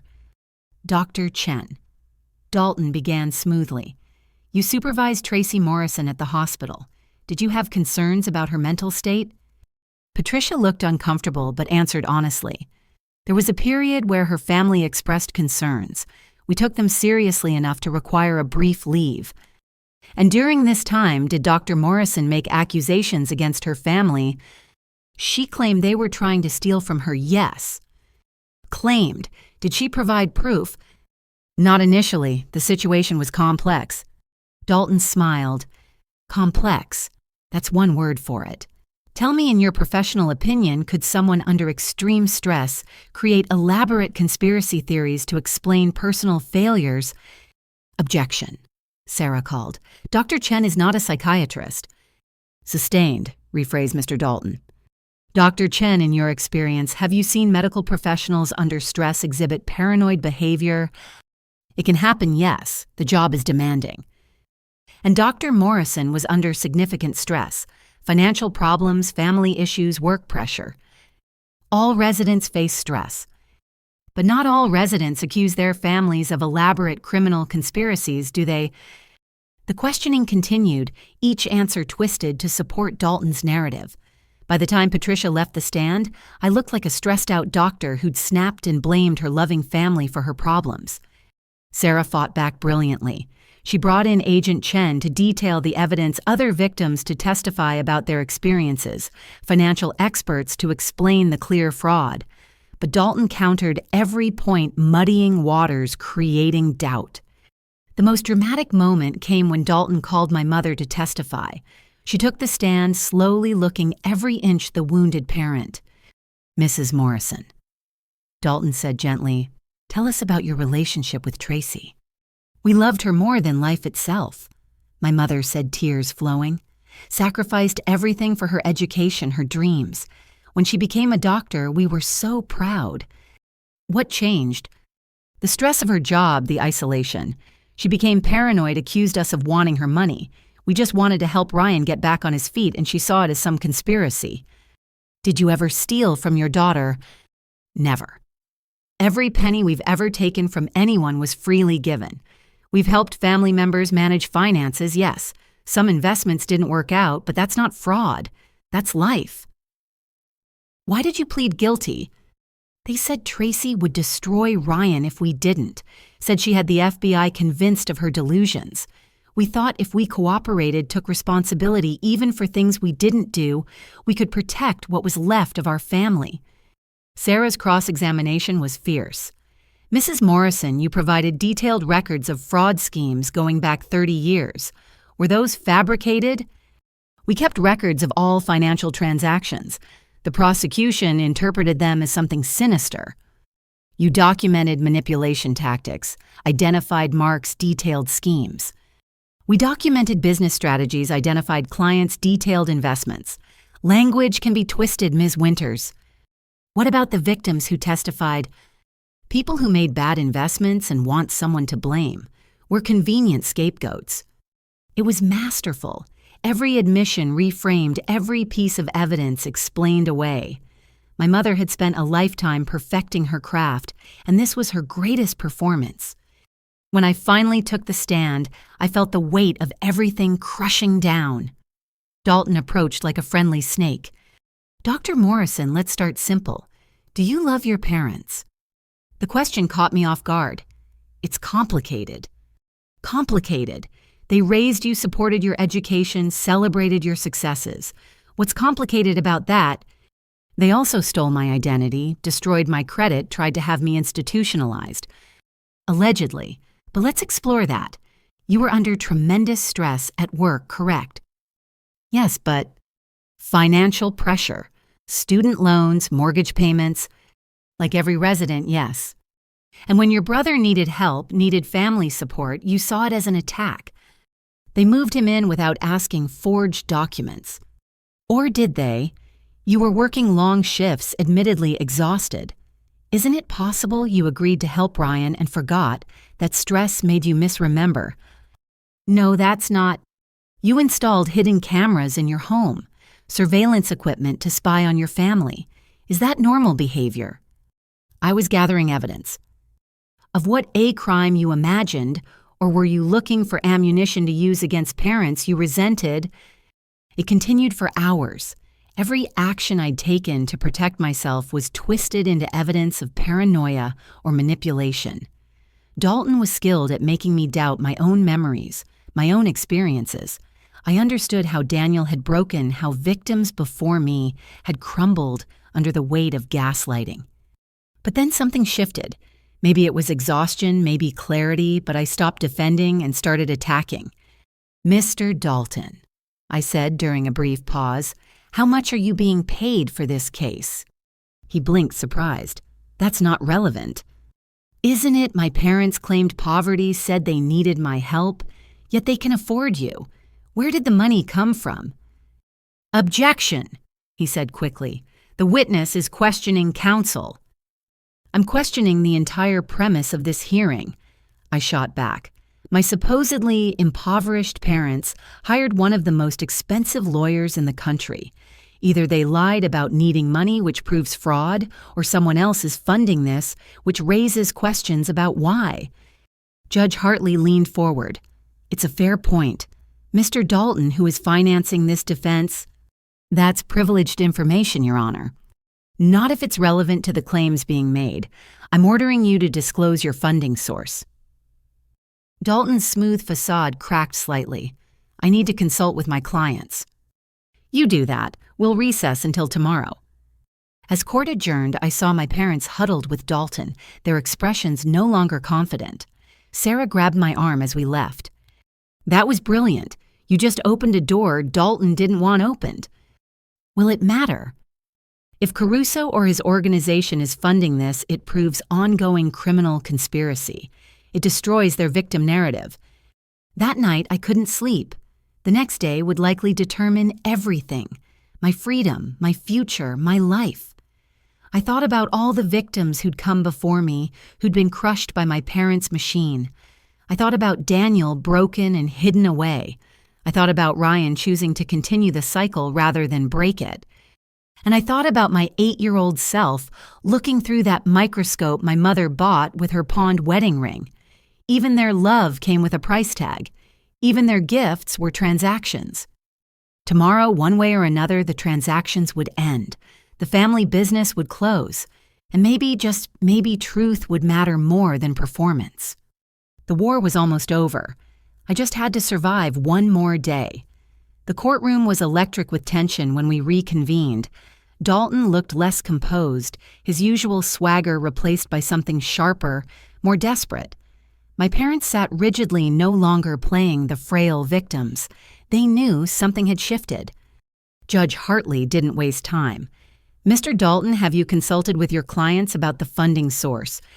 "Your Honor, after consideration, we must maintain attorney-client privilege." "Then I'll make it simple," the judge interrupted.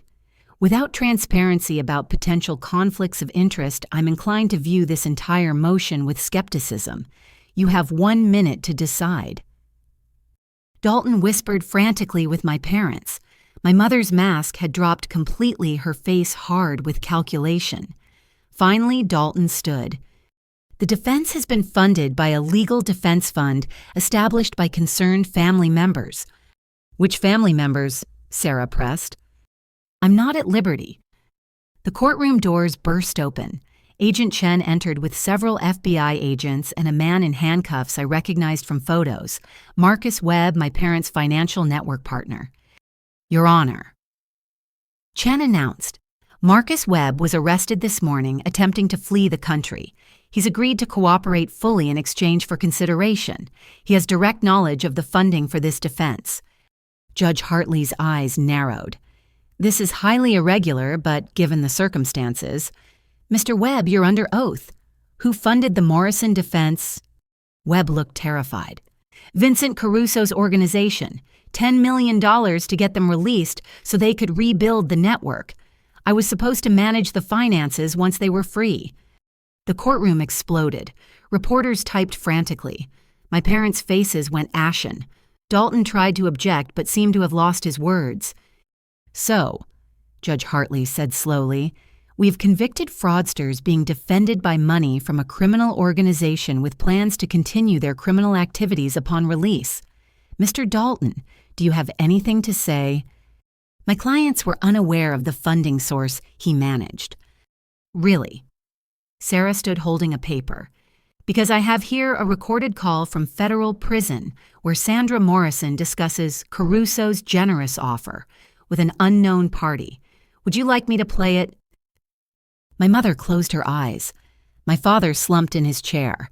Even now, caught completely, they were calculating odds looking for angles. Your Honor, Sarah continued, this proves ongoing criminal conspiracy. The Morrisons haven't reformed. They haven't accepted responsibility. They're active participants in a continuing criminal enterprise. We request not only denial of their motion, but additional charges for conspiracy and racketeering. I'm inclined to agree, Judge Hartley said. But first, I want to hear from Dr. Morrison one more time. Doctor, please take the stand. I walked to the witness chair on unsteady legs. This time, Dalton didn't approach. He knew he'd lost. Dr. Morrison. The judge said, her voice gentler now. You've been through an ordeal that would break most people. Your family, the people who should have protected you instead, tried to destroy you. Do you have anything you'd like to say to them? I looked at my parents for what I knew would be the last time. My mother met my gaze defiantly. My father couldn't look at me at all. For 30 years, I began my voice stronger than I felt. You've destroyed lives. Aunt Margaret, who trusted you with her home. Daniel, whose mind you broke. Grandpa Morrison, who died alone because you stole his dignity along with his savings. Dozens of others whose names we'll never know. You raised Ryan and me as tools for your schemes. We weren't children to you. We were future assets, potential accomplices. Every lesson you taught was about manipulation. Every moment of affection was transactional. But you failed, not because you weren't skilled criminals. You were brilliant at that. You failed because you couldn't imagine that one of your victims would fight back and win. You couldn't conceive that truth might matter more than performance. I used to wonder if you ever loved us. I don't wonder anymore. You're incapable of love because love requires vulnerability, and you see vulnerability as weakness. But here's what you never understood. Vulnerability is strength. Asking for help is strength. Truth is strength. I feel sorry for you.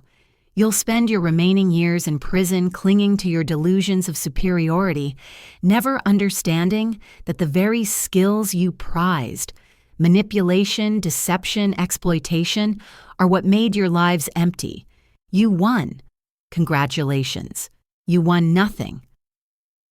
I stepped down amid complete silence.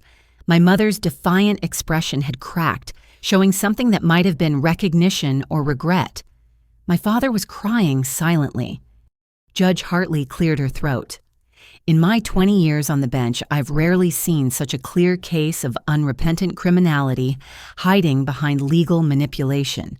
The motion to vacate the plea agreements is denied. Furthermore, I'm referring this matter to the prosecution for additional charges. Mr. and Mrs. Morrison, you gambled on your ability to manipulate the system one more time. You lost. The gavel came down with finality. FBI agents moved to escort my parents out. As they passed, my mother paused. Tracy, she said quietly. The microscope. That birthday. It wasn't my ring I sold. It was stolen from a pawn shop. Even that was a lie. Then they were gone, leaving me with one final betrayal, one last twist of the knife. Even my cherished memory was tainted. The aftermath was swift. Dalton withdrew from the case, his reputation damaged by association with Caruso's organization. Webb's testimony led to 17 more arrests. The network my parents had spent decades building crumbled in weeks. Ryan took a deal testifying against Caruso's organization in exchange for witness protection. I received one letter from him. Tracy, I know you won't forgive me and I'm not asking you to, but maybe someday I can be better than what they made us. Maybe we both can. Take care of yourself. R. I didn't reply. Some bridges once burned can't be rebuilt. 6 months later, I stood in a community center addressing a room full of fraud victims. Patricia sat in the front row, beaming with pride.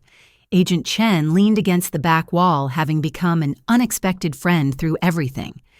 Recovery isn't about getting back what was stolen, I told the group. It's about building something new from whatever remains. Our abusers wanted us broken, silent, ashamed. Every day we speak our truth, we defeat them again. After the meeting, a young woman approached. Dr. Morrison, I'm Lily Chen. Your parents, they destroyed my grandparents, convinced them to invest their retirement in a fake company. I just wanted to thank you for fighting back, for all of us who couldn't. These moments made everything worthwhile. Every legal battle, every sleepless night, every moment of doubt, it all led to this, helping others reclaim their lives from predators, like my parents. The hospital welcomed me back fully, my reputation restored, and even enhanced by my ordeal. Dr. Chen, Patricia as I now called her, became a mentor and friend. You survived something that would have destroyed most people, she told me. That's a kind of strength we need in medicine. I sold the house, unable to live with its ghosts. The new place was smaller but cleaner, untainted by schemes and lies. I dated cautiously therapy, helping me navigate trust and intimacy after a lifetime of transactional relationships. 2 years after the trial, I received notice that my mother had died in prison. Heart attack, the report said. My father, broken by her loss, followed 3 months later. I didn't attend the funerals. They'd been dead to me since that final day in court. Instead, I established the Morrison Victim Recovery Fund with money recovered from their schemes. It provides counseling, legal assistance, and financial planning for fraud victims. Something good from all that pain. 5 years later, I married James Parker, the FBI financial analyst who'd traced the money funding my parents' defense. I fell for you the moment you asked Dalton about his fees, he confessed. Brilliant tactical move. I was just angry, I admitted. Angry and brilliant, my favorite combination. Our wedding was small, filled with chosen family rather than blood relatives. Patricia walked me down the aisle. Agent Chen stood as James's best man. The reception was at the community center, fraud survivors and FBI agents dancing together, celebrating love, triumphing over deception. In my wedding speech, I said, my biological parents taught me that family was about blood and obligation, about what you could take, rather than what you could give. They were wrong. Family is about choice, about showing up, about love without price tags. Today, I'm grateful for my real family, all of you who helped me rebuild when everything fell apart. 10 years have passed since that night my parents invaded my home. I have 2 children now, Sarah, age 6, and David, 4. They're growing up in a house filled with love where trust isn't weakness and vulnerability isn't currency. When Sarah asks about her grandparents, I tell her the truth in age-appropriate ways. Some people make choices that hurt others. We can learn from their mistakes and choose differently.